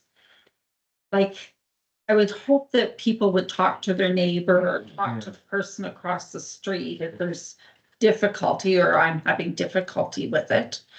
And that hopefully a resolution could be made between the two. Yeah. But how do you determine that? Coming in as a third party, like you said. Yeah. I think we have to have a complaint to start our involvement. There'd have to be a written complaint and like a picture taken, right? Like, so let's say like, if it, like you put up a floodlight in your backyard, let's say, right? And I live like kitty corner to it. And then you didn't know at the time that that light's, you know, like it's shining right in my window. I'm an introvert. I don't really want it, but I come to the town. Like, hey, we got this complaint that, you know, you put up this light in your backyard and it's shining in your neighbor's. You're like, oh, I didn't even realize that. And then but I got a feeling like if it's like, oh, well, yeah, he doesn't like that light, I'm gonna put up 7 more, right? Then it becomes, you know. Are we trying to avoid like putting like a number on it? Well, for instance, I'm thinking, and I'm not trying to talk us out of this, but I think we have to really stop and think about it. I agree in principle with it, but it could land us in a pile of hot water. Somebody builds a house on a street and one of the kids' bedrooms is at the front, and right outside the bedroom is a street light. Yeah. They come to the town, they say, that street light, my daughter or son can't get to sleep. What do we do? Who's gonna be the judge and jury on this? I don't know. That's just it. That was my question, is how are we gonna patrol this? Like, And then if you get into LED, like how many lumens, if you wanna use that, Yeah. is it gonna be the threshold? Well, I guess too, if you think about it too, right, I live on 4th Avenue. Buddy builds a shop, Yeah. right? And then throws up lights for a shop and then for security, right? They're kind of right? And then, let's say it's Crackles with his auto thing, Yeah. right? You're gonna have lights in there or whatever. And then all of a sudden it's like, well, now I can't, you know, or the town shop or the fire hall or something. Like I just. Several years ago, during the last term, there was some opposition, you would remember this, Mike, to that sign that we put in front of the school. Yeah. And that was light pollution. Somebody that lived a little distance away. It turned out that nothing ever happened, but if we decided at some point to do that same thing, and the talk it has been with the rec center. And all of a sudden, somebody from now Graham Block, former Smith Block. So we don't have to solve all this tonight, but it's just things to think about for the next reading or two. Definitely, like if we, like, you know, make a baseball field that's lit up or something, you know, Maybe we should, you know, we could explore if there's other bylaws from other communities. We could always explore them or whatever, so. Anyways, the motion's on, all those in favor of the first reading? Yeah. Carried. Unfinished business, campground financials. Can we move that to 8 AM, please? We did. That's being as part of this. Oh. Well, is this about the morning meeting or? Well, not necessarily, but it can be. That's up to you. Well, we had a meeting this morning at 8 o'clock. Myself, Bill and Debbie were in attendance from the town. Dallas and Ray Drayson and Robbie Comer were in attendance from the RM. We had 2 in attendance from Triwave, and we had Mike and Catherine Mandel from Wertz, I guess, Burns Mandel. Oh, he's part owner of Yeah. Wertz. And it was just discrepancies in costs for gravel, that sort of thing, compaction rates, moisture percentages, just contractors confirming with us, there is an overage in what we budgeted for and where it's at right now, but I mean, everything was legit. I don't think there was anything untoward about it. And they just brought up some, you know, better and improved communication. So they explained themselves and they made sense, I think. Yeah. And we were all, I wouldn't say happy with it, but we were all content in what their explanation was. So we're just all on the same page now. Going forward with campground financials, we are going to be faced with some projects to get this big project done. Of course, we're committed. One of them being the grass between the camper sites. Yeah, the site. The thought of sod came up. I don't actually mind that, you know, one day it's dirt, the next day it's grass. Instead of planting in the spring and then you're that much further behind in water and everything. The other thing is we're gonna need a building out there. This building is probably gonna have to house a couple of bathrooms and showers, utility room for the water treatment, probably a registration area, you know, if somebody comes in, they have to register. And I would hazard to guess, we're gonna have to build it big enough to build a future canteen. If that's what's gonna happen, so that's gonna be another cost. In order to get this thing going sooner than later. We talked about should we start tendering out the building, I mean, it's not out of the realm of possibility, somebody could pour a pad. Yet before freezing, I still plug away working at it throughout the winter. We are gonna call the electrical contractor and make sure the hydro hookups. Like there's a lot of whole lot of variables that have to be in order to get that first camper in the spring, and I would really like to see something early on and get it going. Yeah, and I'd like to see with projects like this, that, you know, whoever's managing that project is the go-to person. Yeah. Like instead of this, and I'll be honest, and it's on camera, like this stuff where counselors and stuff get in the middle. And it's okay to have ideas and stuff and run them by, but to make moves and stuff, that's not what we're here for. And like that's happened in projects before and becoming an issue, right? And then everyone's scrambling to see who can cover their butt because things went over in price, right? So I just think, and ourselves, we're good at it, but I just think our partners in crime there need to get on board with how the municipal system works and stuff. They might not like it, but that's the way it is. Well, going forward, that's one of the things that we talked about, and I think we're gonna do is we're gonna hire a project manager to finish this off. In the absence of our Parks and Rec manager, and we haven't got anybody to fill in her place. And we just need a project manager. We wanna get one for the town, and the RM said it wouldn't be the worst idea to get one for joint going forward. Because again, we don't have anybody sitting in the Parks and Rec manager position, so there are some projects that may come up that whoever gets the position are as well versed in, so, you know, it could be the completion of the campground, it could be rink issues, you know, when it comes to refrigeration, installations, that sort of stuff, so everybody was good with that, so I think Teresa, I believe, is going to go forward and see about doing something with that. Yeah. So I don't know if that covers the unfinished business campground financials, but that was basically the gist of the meeting. Is there anything else I've been missing or? No, I don't think so. I think it was a really good meeting. Yeah. It clarified a lot of questions Yeah. that we all had. And a lot of it was way over my head, but understanding it by Yeah. the end of the meeting. So, yeah, I think it was good. And I think we need to carry on when we're doing projects that both councils are involved in. I think we need to have those meetings before the project starts and then throughout. Anything to add, Bill? No. Good. All right, let's move on to general business. Company vehicle policy. We have resolution number 221. -25, be it resolved that council adopt policy number TS 03-222025, company vehicle usage policy as presented. Moved by. Sam, Seconded by. Debbie. Everybody's aware of this. We have our company vehicle and we're just tightening up some rules. Okay. Yeah. All those in favor? Opposed, that is carried. We have the healthcare residence booking policy. We have resolution 222.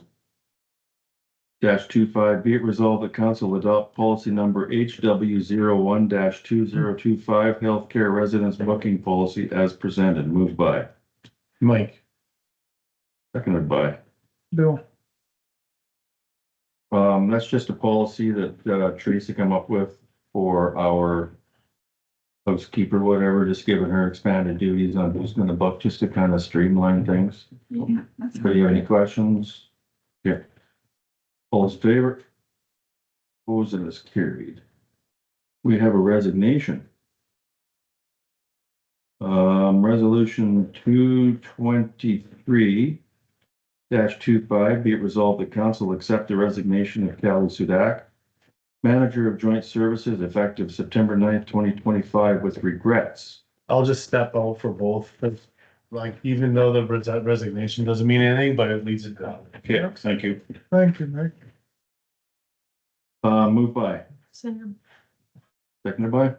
Bill, So today was Callie's last day. So, all those in favor?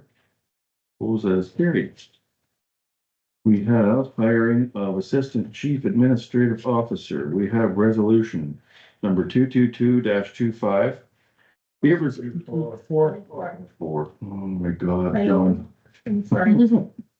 Resolution 224-25, be it resolved that council hire Kelly Sudak as Assistant Chief Administrative Officer effective September 10th, 2025, at the compensation rate outlined in the employment agreement. Moved by, Debbie. seconded by. Sam. Any questions, concerns, comments? Hearing none? Right? Welcome for all. Yeah. All those in favor? Yeah. Opposed, that is carried. Mike? I might want to edit that one.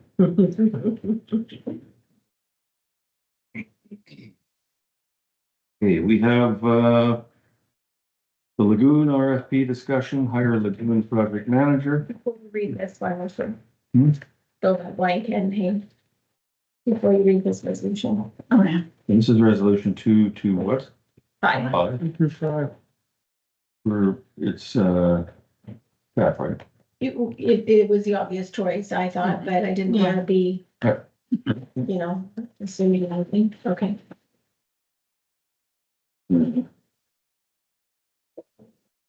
Okay, we have resolution number 225-25. Be it resolved that council hire Stephanie Lynch to be our project manager for the Carberry Lagoon project as per the scope of the services outlined in the agreement. Moved by, Sam. seconded by. Debbie. Questions, comments? Everybody know who Steph is? Good choice. Good choice. Okay, all those in favor? Opposed, that is carried. We have reports. We have a great big report from Youth Counselor Roganis. The floor is yours. They reported a bit of time overstatement. There's not that much going on. There's volleyball happening. That started just a bit before school.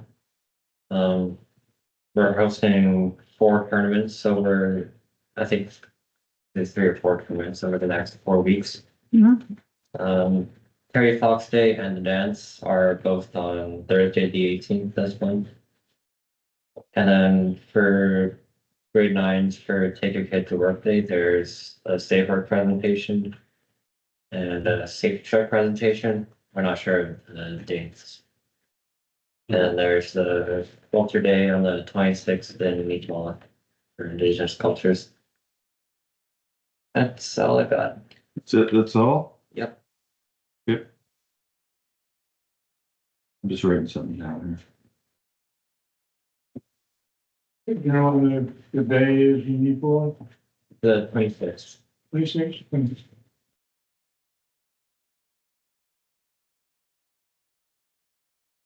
Okay, interim CAO report.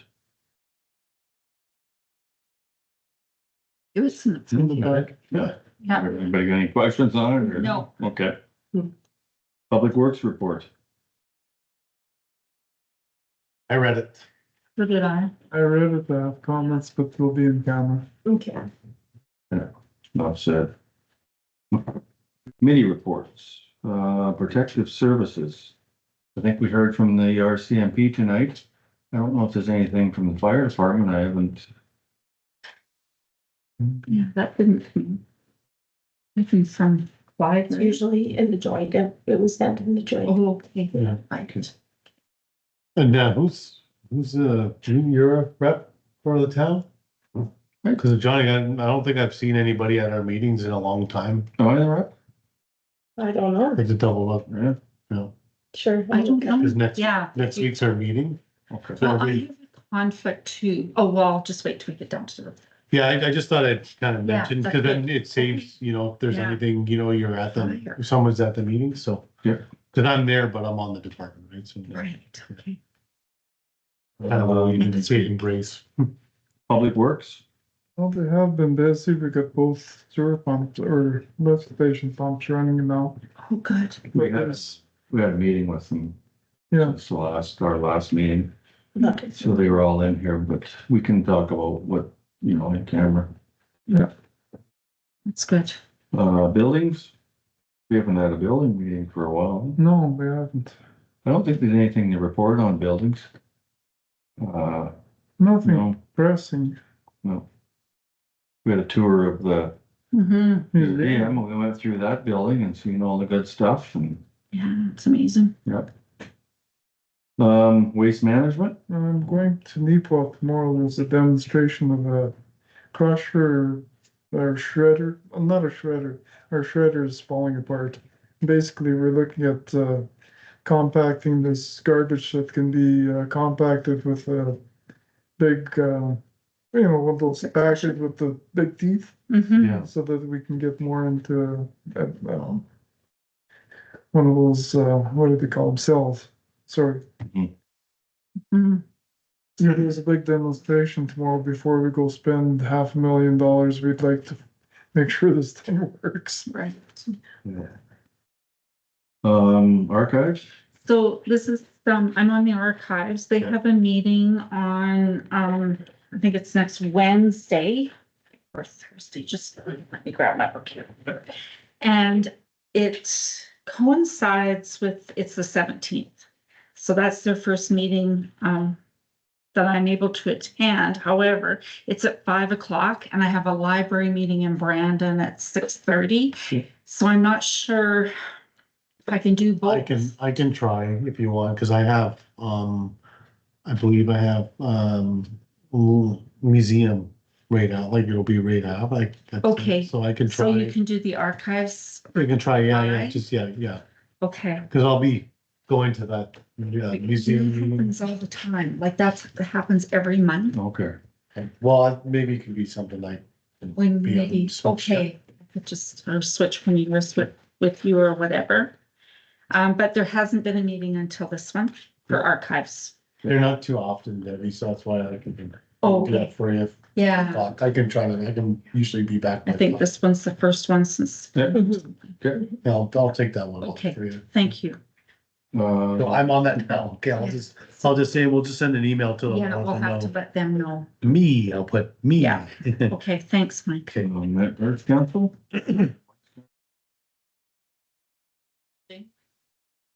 Yeah. Cemetery. Everything looks really good out there. I was out there on Sunday. But the only question I have, why isn't that windmill turning? I thought it was supposed to turn. It's always folded up or whatever. Somebody got there, huh? Used to turn when they first put it up. I seen it. No, it's all furrowed basically. It's not open like it should be. I thought it was, I've never seen that thing turn yet. I haven't seen it turn when I've been out there. Just adjustment is the bottom of the. Well, I don't know the first thing about windmills. Not much. Another thing that counselor got dabbled in, so, there you go. Well, Somebody came to the house today for a visit and they were out at the cemetery doing some stuff and they asked the question, there's a sign or signs out there saying, if anybody wants to, I'm just trying to think, if anybody wants to organize getting a headstone or something like that, contact the RM office. And I didn't know anything about that. Normally that comes through here in Tricia, doesn't it? Yeah. I was gonna take a quick run out there. Apparently they asked Kenny and Kenny didn't know anything about it either, I so. mean, they could start doing that. Tricia did not do it. No, the RM office. Yeah, I don't know. We can have a look and things that it needs to be changed. Yeah. Okay. That's all you got, Bill, for cemetery? Okay. Museum? I got a meeting coming up, but you guys got a tour of the museums. Yes, I know that they got some plans and they're looking into some expansion and stuff like that, so Yeah. I'll find out more on when I go to the meeting. Yeah. I was away, I think, in Winnipeg there for my last one, so. can we go back to the cemetery, specifically the road? You all saw what they did with the old highway. Yeah. They patched all the potholes and then put that thin layer. I wonder what it costs per square meter or whatever to do that. That road's the RM, so. I know it is, but I'm just asking, I wonder what it's called. Oh. That would be something that the RM should look into. That could be on the agenda for the next joint council meeting, but Yeah, we talked about it already. yes, we look after ours. And they wanted to rip it out. Gravel. I see what you, yeah, it would be a good idea. They like seal coat on, Like on three, Pretty that's pretty impressive. Yeah, they patched the holes and then they And then, kind of put that tar and then they put the gravel and they tar it again on. sweep it and then tar it, yeah. kind of impressed me, I just wonder what it costs. Yeah, they're doing a lot in Brandon too, like that, like a lot of side roads and stuff. Well, next time somebody's talking to somebody from, We'll put it on the agenda for the. MIT or whatever, we should find out what it costs. Yeah, because we had that same problem with the fairgrounds road too, and then they just ripped it out. 'Cause I think Robbie you Holmes, remember he maybe used to work in the highway, so we bring it up at the joint meeting. He should have an idea. Good. Good. Okay, sorry, I won't. It's okay. Where are we? Handy Van Seniors. We haven't had a meeting for quite a while, to be honest. The only thing is that it'll probably come up in the building meeting, is that The well, no, Door. the door. For the handy van, like for the fire hall, it broke again. Yeah, What is it? Yeah, it sounds like it's a expensive. expensive job, yeah.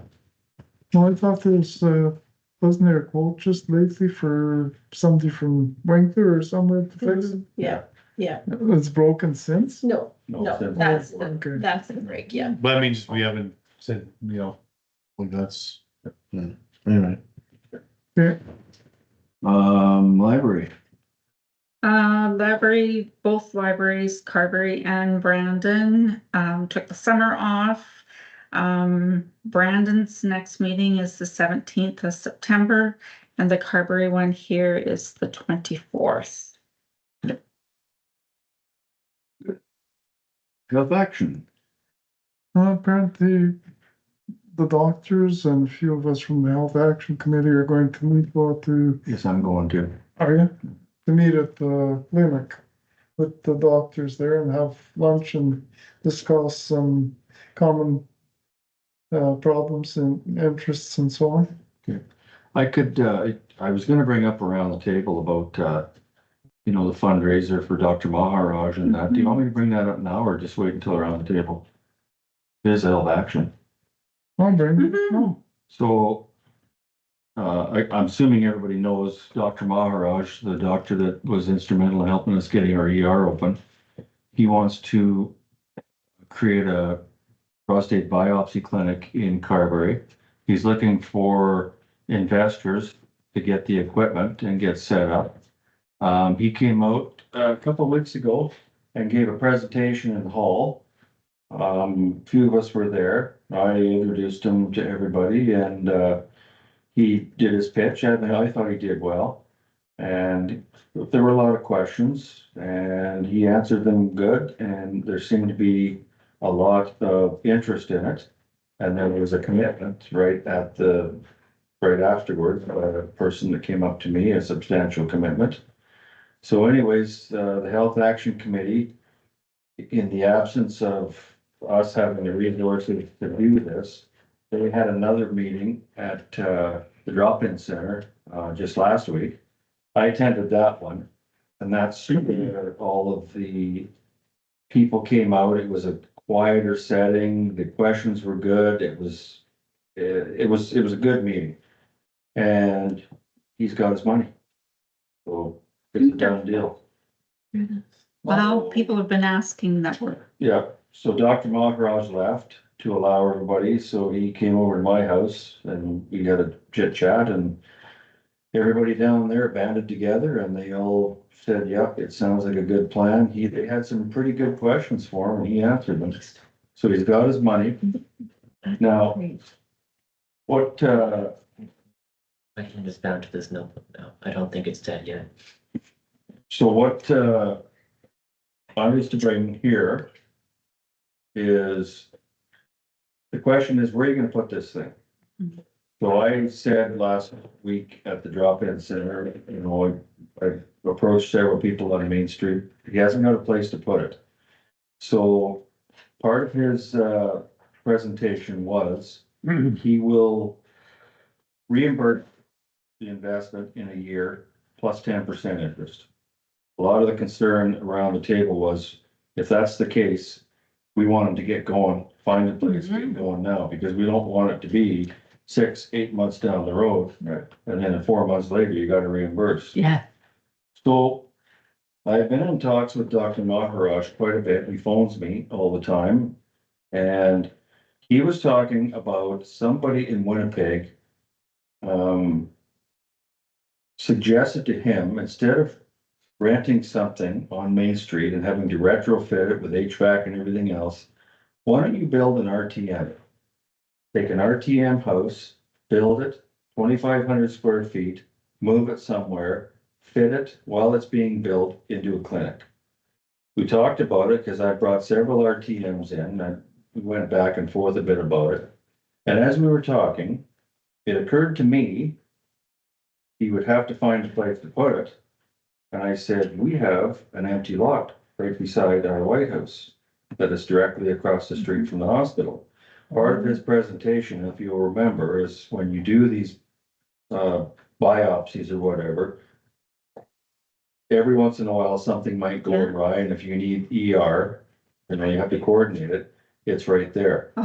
So now we've got the house, and we bought the house and the property with the intent of having it for healthcare. We went, I took him over there that night after this meeting and I showed him.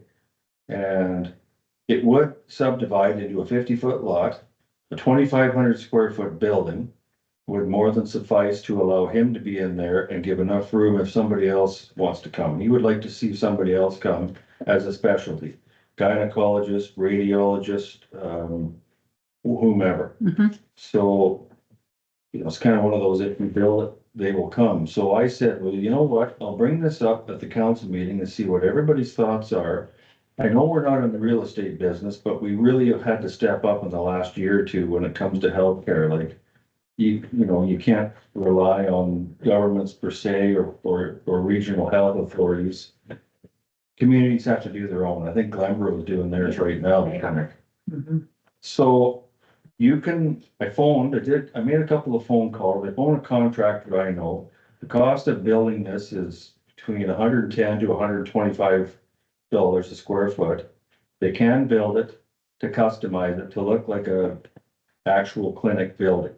And if you go in Brandon, you'll see there's buildings located that do have clinics that basically are that, and they just make them look like Andrew's Foot. It still looks like a house, but. Well, some of the other clinics on 18th Street. So if we provided the land, if this thing were to go through, I gave this little spiel to everybody in the drop-in center. It comes down to who pays for the actual structure. Do we pay? Are we in the real estate business? No. But then, yes, we did buy a house. I don't know where we want to stand on this.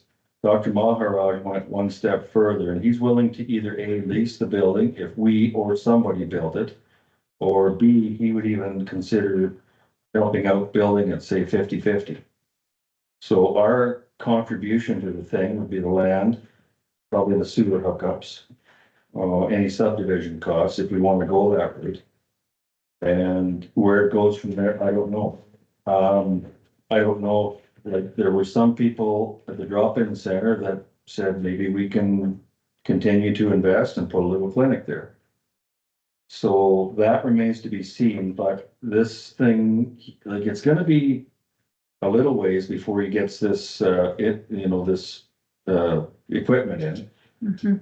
But in the interim, we suggested that maybe he could get a place on Main Street, and the general consensus was that he can get into that empty space in the pharmacy. Oh, yeah. And then while this clinic building is being built, he could be in there. And then when he's ready, he can move. His thing is, he doesn't want to move this equipment around too much. He just wants one move, but still, you're not gonna build an RTM overnight. You're not gonna subdivide overnight. You're not gonna pour one slab. So it's all kind of making this thing come together.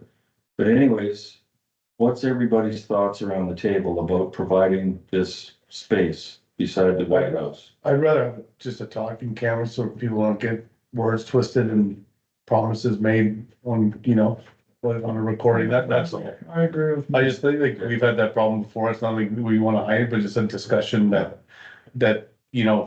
if we say something, it's not construed, especially if it's an investment for people and their money. So that's all. So that's where we're at anyway. So we can talk in camera about that going forward, further in depth. And that's where we're at. I mean, people from the town and the surrounding community came through once again. So he's got his money and everybody's excited. It's good. So that's where we're at, but we'll talk some more about it in camera. Just kind of, you know what I mean? So like, I don't say something wrong, right? And people say, oh, Mike Sudex and whatever, right? Yeah, or we don't know. No, it could be. All right, planning, anything on planning? There's no meeting this month, not till next month. Next month. But Joel is on the job, he's doing great, I think. Yeah. Like, it's a little bit about the daycare, but it has to do with planning too. I'll just bring it up with the daycare one, like build their building or whatever. White Mud? Hasn't been a meeting since spring. Daycare. I was at the meeting last night and then you guys met with the daycare, with Krista there, but with the property, whatever, with the sewer, so that was good. Yeah. That information, so they're, everyone's on the same page, so, but first, it got talked about a little bit, obviously, everyone's kind of with the financial stuff, right? They want to be transparent to the questions that have been with donors and stuff. Yeah. So I'm trying to remember, what the committees, remember we made kind of like an outline, for financials, with the rec boards and all that stuff, and every committee got almost like a code of conduct sort of thing. Isn't? Oh, I know what you mean. You know what I'm talking Terms of about? reference? Yes, Terms of yes, reference. terms of reference. If we can just share the term, that terms of reference with them, cause just then they have something to go off of. Yeah. With the financials, it just kind of gives them a template. Cause they did a good job with something yesterday, but I did mention that we had these terms, I couldn't remember the name of it, but these terms of reference, and it was easier for, all the financial stuff for them, if that makes sense. If we could just share that with them. Sounds good. And they can just plug and play with that. And also, there's something with the Neepawa EDO, and there was something with, Assiniboine or Red River, I think Assiniboine Community College, that they have a program for, those daycare workers. And they need placements for them. And so I kind of mentioned that, we'll have someone stepping into that spot and maybe they can join Krista with the Neepawa EDO on that, because it'll bring. It's kind of probably like a practicum place. Yes, and they'll work there at the daycare, right? So, and get their hours or whatever for school, yeah. So maybe that, when I think the meeting's, at end of September here on the 20th, it's just an afternoon or a morning up in Neepawa with the EDO there. Or that EDO, since there's two of them, the EDO can come, I don't know, they can rearrange that, but maybe that'd be a good thing for us, that's kind of right up that alley for that. And then it goes with the planning. As you guys know, they're gonna have to move the building for the sewer. Yeah. So the setbacks will probably have to get changed for that. So just giving everyone a heads up that they'll have to talk to Joel about that and stuff. Cause I'll have to move the parking lot and kind of whatever else. So I'm where the approaches are gonna be and stuff. So I said that I just bring it up tonight for that. Yeah, we'll just, well, I shouldn't say will, but I think, just put the building where they're in setback compliances. Yeah. Yeah, so that's easy. Yeah, and the other one too is it was mentioned again, and I'll just say like, the snow can't be piled there. Like, They know that. okay, so, cause it got brought up that someone asked, this snow can be piled there cause it's easier, and I said, no, cause we already said no. So they're, they brought that up because when you plow the snow, it's gonna melt where they have to do the work, and then there's gonna be all garbage and everything in there, so. Just remind them, we're not gonna plow snow there, if they're gonna, Did talk about a few different locations. Yeah, like I think Scott brought that up when we were out looking at the area, that Yeah. they'd have to find a different Yeah. spot to. so it got brought up, I just said, I said I'd bring it up at this meeting again, that, because if they start doing stuff, it's gonna be this fall. So that we don't need that runoff and the garbage and whatever else from when you plow the snow, right? So. Yeah. That's it from that, so we can help them on those couple things, but they're really, really off to the races. It's a typical thing with the government, right? So they found who they're probably gonna go with for, a mortgage and whatever. I'm not gonna relay that right now, but they are trying to work with the government and what the government needs from them and all, like with the kitchens and stuff, because there's kind of mixed messages, so that's their hold ups. Yeah. Drop-in. I haven't been to a drop-in meeting forever. I was there the other night for the Dr. Maharaj thing, and you notice that new paint job is looking pretty slick in there. Looks like it's like a brand new place. It's good. But other than that, got nothing for the drop-in. Haven't heard anything either, so I'm assuming everything's plugging along. Good. They have to get a wall put in. Yeah, Oh, yeah. splash park. I haven't been notified of any meetings. Okay. White House, I think a bunch of us met over there a while back and discussed about siding and different things for the White House. My suggestion being, we don't want to go overboard on this thing. It's just a little old house. We just want to put some lipstick and makeup on it to make it look good, better than what's there now. So I think we decided at that point, we're gonna leave the windows and the window trim around it. Just strap it with 1x4, fill the void in with rigid insulation. We had what I thought was gonna be a good quote, but it came in rather high. I talked to him today and his take on it is he could do it a lot cheaper, but then it compromises his integrity for his business and that. So I said, well, that's fair enough. So I don't know what the answer is going forward. I don't know. Deadline's this Friday, so we still have some time to get our tenders in. Okay. All right, I'll leave it at that then. Okay. And yeah, that's it for anybody else. Got any reports on anything? Yeah. So we have a resolution 2026 Yes. -25, be it resolved that all reports be received by council as provided or presented. Moved by Mike. Seconded by. Bill? All those in favor? Oh, that is carried.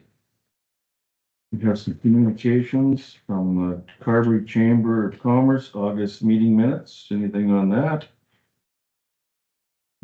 No, I don't. Operating Engineers Training Institute of Manitoba, open house invite, September 24th, 2025. Anybody want to go? No.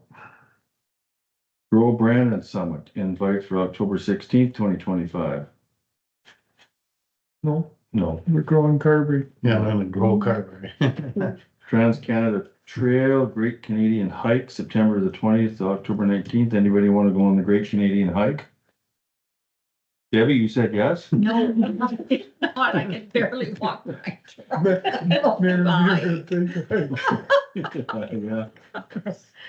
Yeah. Government of Canada and Province of Manitoba, Infinity Women Transitional Housing.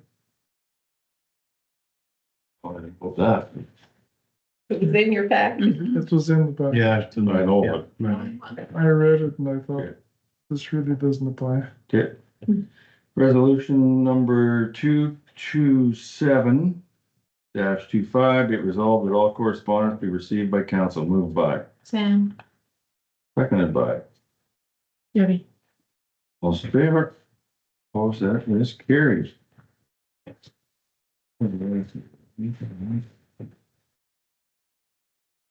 We are at around the table. Start with Michael. Me? You. Okay. One thing is, are we gonna start kind of asking the provincial government what's going on with the 1 in 5? Since our cut Yes. was out of the Yeah, I thing. thought about that the other day. So I just thought, we're loud about it and we're loud about the change and then with obviously the change with the R cut. They were very transparent, but just, well, I know there was recent elections, so they couldn't announce anything, but I thought maybe we can start kind of asking them before we get loud. sort of I thing, will you know? text, I've got Bob Canoes on my texts, I will text him tomorrow and say where we at on it. Yeah, or just like, what are you looking at? Like, what's the plan? Like, we don't wanna know what's going there, but just like, what's the process now? Like, what's the timeline or whatever? At least we can mention that to people. I will do that tomorrow. I figured, why not ask that? Yeah. Glad to hear the homecomings in October, looking forward to that. And then, a friend of mine's walking across Manitoba to raise money for, mental health for firefighters. His friend was at Winnipeg firefighter Preston that, committed suicide. So, he's walking through, I'm gonna be walking with him from Brandon all the way through Carberry. So he'll be coming through probably on the weekend. So if you see him on the highway, give him a wave or a honk or whatever. Okay. So I would mention that. So anybody's coming through Carberry's. That's it? Yeah. Debbie? I don't think I have anything. Okay. Sam? I'm not really sure if I'm allowed to bring this up, but someone had brought it up to me, about the dump. Yep. So in Arborg, instead of just throwing your trash that's still good in the garbage, they have like kind of a free store kind of thing. Yeah. So you put your, I said that for years. so like, you basically have just like a little shed where you take your things that you don't want, but are still usable, and you just don't feel like selling it on Facebook Marketplace, or you haven't seen it. Years ago, last term, you probably remember this, Mike, where in theory, it sounds good. But then it comes up, who's the person that's gonna set up the store and take this out of here and put it on the shelf? And then the first time somebody cuts their finger, the whole liability thing, wasn't that the way it went? Yeah, And you're gonna get our usual suspect that used to go out there and raid the place. And they then just go take sell anything it. for the metal. Yeah, and then go sell it. That was a problem. So that, in theory, it sounds good, you're recycling, every man's trash is another man's treasure kind of thing, but there's a little bit more to it than that. Yeah, people were like a long time ago, Sam, people would take like, let's say Mila had like an old bike or a bike or whatever, just kind of rested, it was outside. Instead of putting it in the dumpster, you'd put it off to the side and then whatever. But then someone was going in there and taking all the metal bikes to go to the scrapyard with it. Yeah. Like not just in a truck with a trailer. Yeah. Backed up. And people were breaking in after too as well. Like they were breaking into the dump and sneaking in. Remember that, Teresa? Yeah. It's because like if the stuff was there and they seen it, Um, and then they would come at night and they cut the lock off the gate, or they were lifting the Door. gate right off, stole the cameras, all sorts of stuff, yeah. Then you see shop for sale and buy and sell, it's. oh, yeah. And the other one too is they were parking and they were lifting their kids over at the other side to go in there. That happened as well too, so. I mean, it's a good idea if it works in Arborg. I'm not saying it doesn't work, but here, it's like. Well, we have a thrift store here, but Those are some of the. donate there, Yeah, but you wanted it for free, right? So that people could just come rent and. yeah. So like, the only thought that I have is like, how does it make a difference if it's in a dumpster versus in the shed next to the They're dumpster? not supposed to take anything out of the dump, well. But like, if they're breaking into the dump to steal things that are in the dump, there, so. Like, I don't know how that fixed without changing. We have cameras now and stuff, like there's, That you can't take yeah, down. you can't take down anymore. Yeah. So I don't understand. And the light, I think the. Well, like, I just, Is helping. I don't understand how it's different having it here versus having it here if they're gonna cut off your lock and come and steal your stuff. We haven't had any problem with break-ins since the security and stuff went up in the lights. There was no lights there before either. And I think that those dumpsters kind of get crushed almost. I think I understand what you're saying, but I think the answer to what you're saying is that one person that ruined it for everybody. Okay. Coming in and just scavenging everything, taking it, selling it. Yeah, coming in, I think after hours or whatever, somehow the back way Yeah. and they were told umpteen times, don't do it, but they kept doing it and we had to tighten the rules. Okay. Same as the scrap metal pile too. Some people were coming in, jumping off garbage, they drive around the scrap metal pile and just start filling their truck. And then that's how the town gets the recycle, or the municipality gets the recycling, like the tires and stuff that all, people come and grab it, that's scrap metal and everything, and then we get the scrap metal money for that as well, so we. Rules kind of change too when it's a transfer station as opposed to a dump, like everything that goes out there is transferred off of there. Whereas Oh, our bird okay. maybe is a dump where they can burn and they can, I don't know if the rules are different that way, but they probably are when it comes to government regulations. So. Cause I think even when Brandon and I was like, on that, the guy went to the front, cause I broke a thing on my stove. I was like, oh, do you think I can just go that guy? He's like, no, you can't take anything off there. I think that's the reason that Bill's going to this thing tomorrow morning, cause So you can it, take dials off there. Stoves. That's for wood and stuff. yeah. Yeah. Does that answer your question or Kind of. kind of sort of? Is Yeah. that all you got? Yeah. Anything, Bill? I do, I see a lot of the signs are a lot straighter around town and, well, the sewer system or the lift station is back in operation like it should be. Other than that, on the park in the north end, the Daylily Park has been really gone over. The guys are looking after it now, and the two ladies that were in, and Octavia, I think, were instrumental in really cleaning it up. It's looking good. The trees were removed back there. We need to get something for the front, cause I've noticed people driving through there again. Again, Yeah, We're not in. at the Daily Park, Oh, like okay. they're driving, cause now the little chains have been taken down. I know that there was some looked into before or whatever, but now people are starting to drive, cause it's colder now, and they're starting to drive through there again, and it's turning to muck. I've been going, when I go to town or coming home, like, what is We've had a lot of traffic out there recently because of the getting rid of the trees and you and I went out a couple of times and we've had other people approach us looking all well, there's like a yellow Volkswagen Beetle going out to the dog park and a SUV and all sorts of other stuff that would normally park where they're supposed to, but now since the fence is down, they're driving through. So all we need is a sign that says no vehicles past this point. they, now and they still drive through. Anybody caught driving in there will be fined. Huh? or shots. You got anything else, Bill? No, that's all. Okay. I had a couple of things, the plaque that we had promised, Randy and Grace McDonald for the dedication for the Daylily Park is in. It's out at Givler's right now, getting the metal frame, so just FYI, the town was gonna look after taking care of that, so that's in. Keith Loney got it, so by that, it's black granite, looks nice, it's gonna be a nice addition, so. Good. Trees, like I just said a second or two ago, we've been out there looking at trees and trying to get that cleaned up around where the Caragana hedge is. Take some of them shoots out, we got Trent to do it. And when we took the trees out last year, was it the year before, time skips by, we paid the 65,000 for. We went all the way around and we stopped.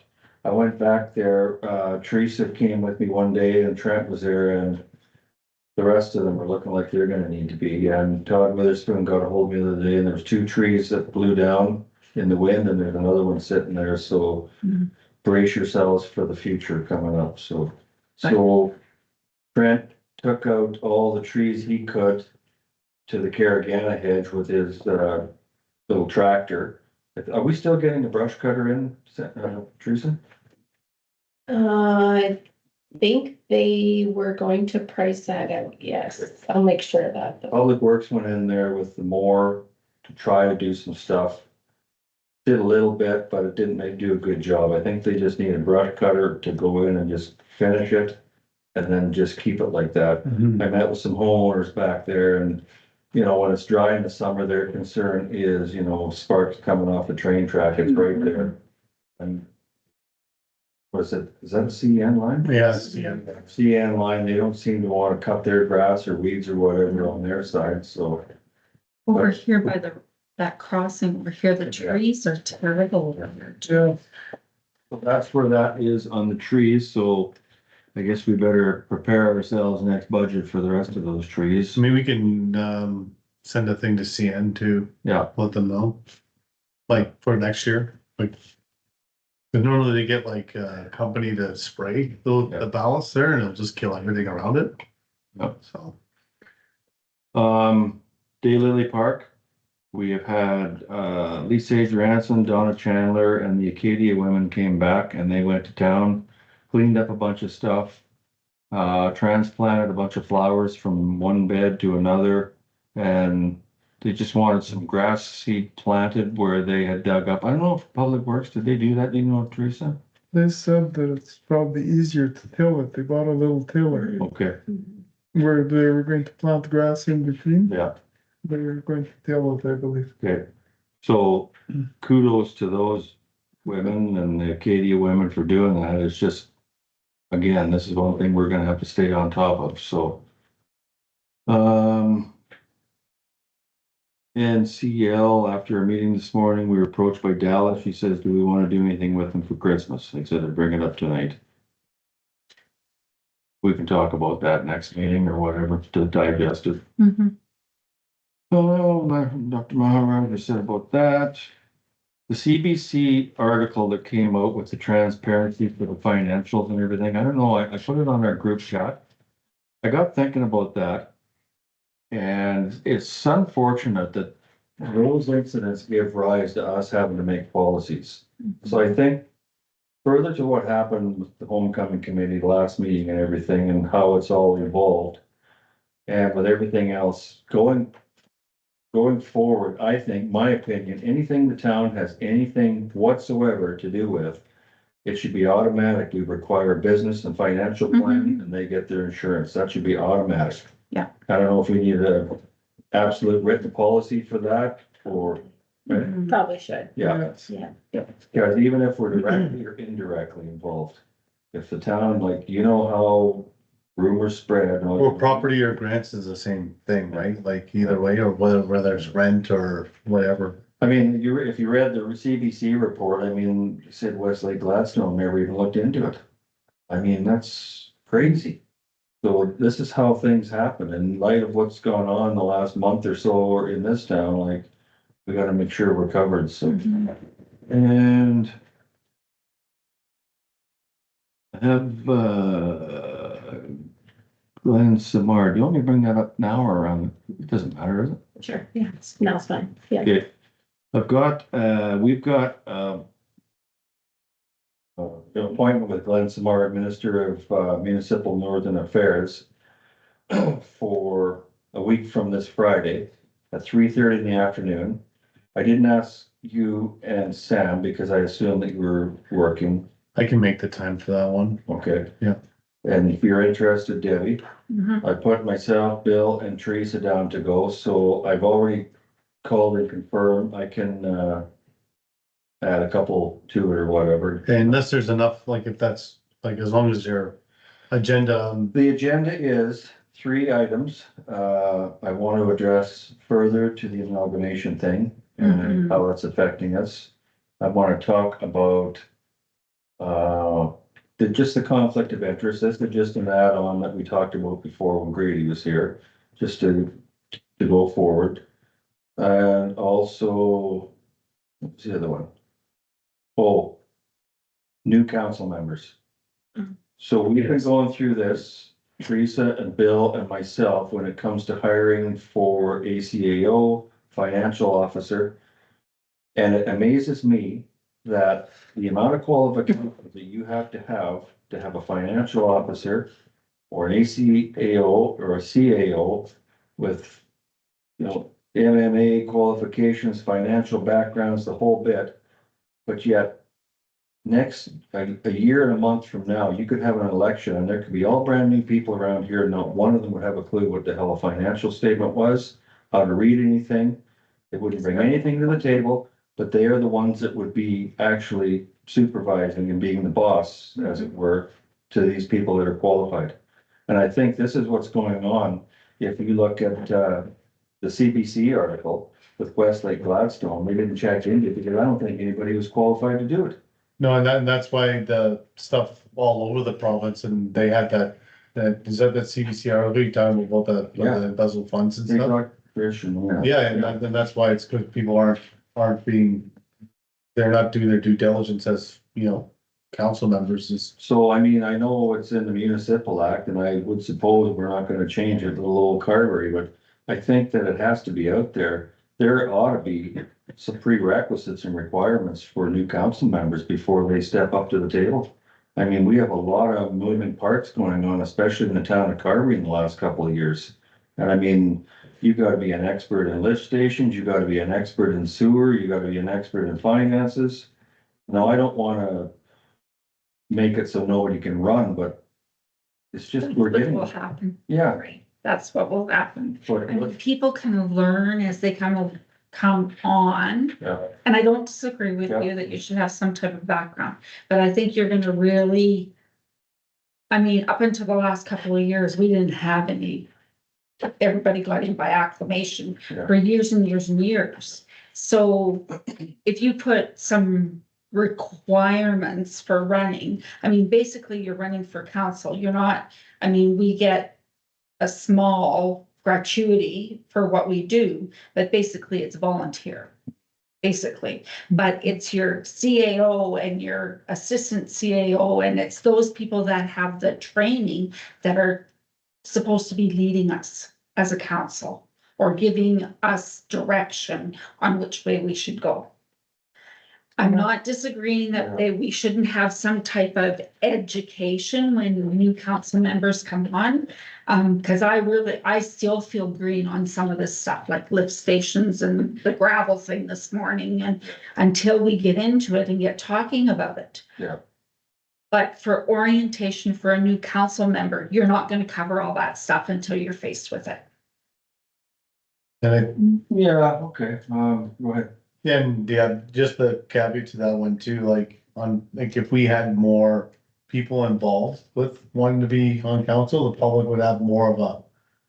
It's like transfer. You know, like you'd have to, hey, this is why you should vote for me, right? Like, you know what I mean? This is my qualification, like this is my plan, right? But usually it's only like a couple of us and, you know, whatever, so. Oh, I understand. I get what you're saying and I hear what you're saying. But when you stop and think about it, Carberry is a community now of 1,900 plus people. The last time the property assessment at Carberry was like $87 million, wasn't it? Somewhere thereabouts. So you have a large corporation, you've got employees. And you could, by all accounts, have somebody walk off the street that's only been living here for 6 months, Yeah. put their name in, and by all chances be acclaimed, and bang, they're sitting here. Yeah. How is that right? It's not right. When you were a manager, you had to have qualifications, and when you did interviews, you had to insure. Yeah. Yeah. You just didn't pick somebody off the street and plunk them on the table. Now you're in charge of it all. So that's just what I wanted to talk to him about. We don't, you know, it's just, that's on the agenda. I think it's worth at least bringing Oh, up. For a conversation, Yeah, sure. absolutely. I mean- I think if we were better at doing the orientation process. Yeah. I mean, yes, we can watch a few videos and we can go through our policies Yeah. and stuff like that, but even for meetings, for sitting down with meetings, like if somebody's never been on a council or a board or that, Yeah. some people don't even know how to run a meeting. Right? Yeah. So Yeah, so anyways, that's when it's at. It's, September, was it 19th, Teresa, something like that? I don't remember. Yeah, I think so, yeah. Friday. I mean, too, like, instead of all, like, Yeah. for me, the going, right, like, if there's just a couple and that's the agenda, then sometimes it's better, there's only a few. Well, like I said, Teresa and Bill, and I was gonna ask you today if you're available to go. I know you and Sam work, so if you can't go, that's, whatever. Well, you Russell. Yeah, say if it's if it's beneficial to have everybody there, then I'll make the I don't time, think but so. I think if you're gonna represent with those questions, then. yeah. You're able to go?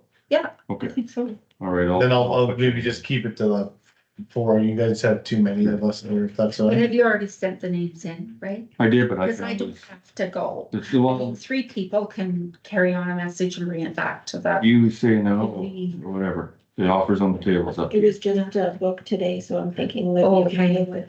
Okay, Up to you, you can let Okay. us know. Okay. Yeah, Thanks. sounds good. thanks for, yeah. That's all I got. Chris, you got anything? John? Yeah, well, this is, the beginning of the, newsletter run up. So if you are with boards and so on that have stuff that they would like to have on the table at the library and so on, do let me know and get people through the pot.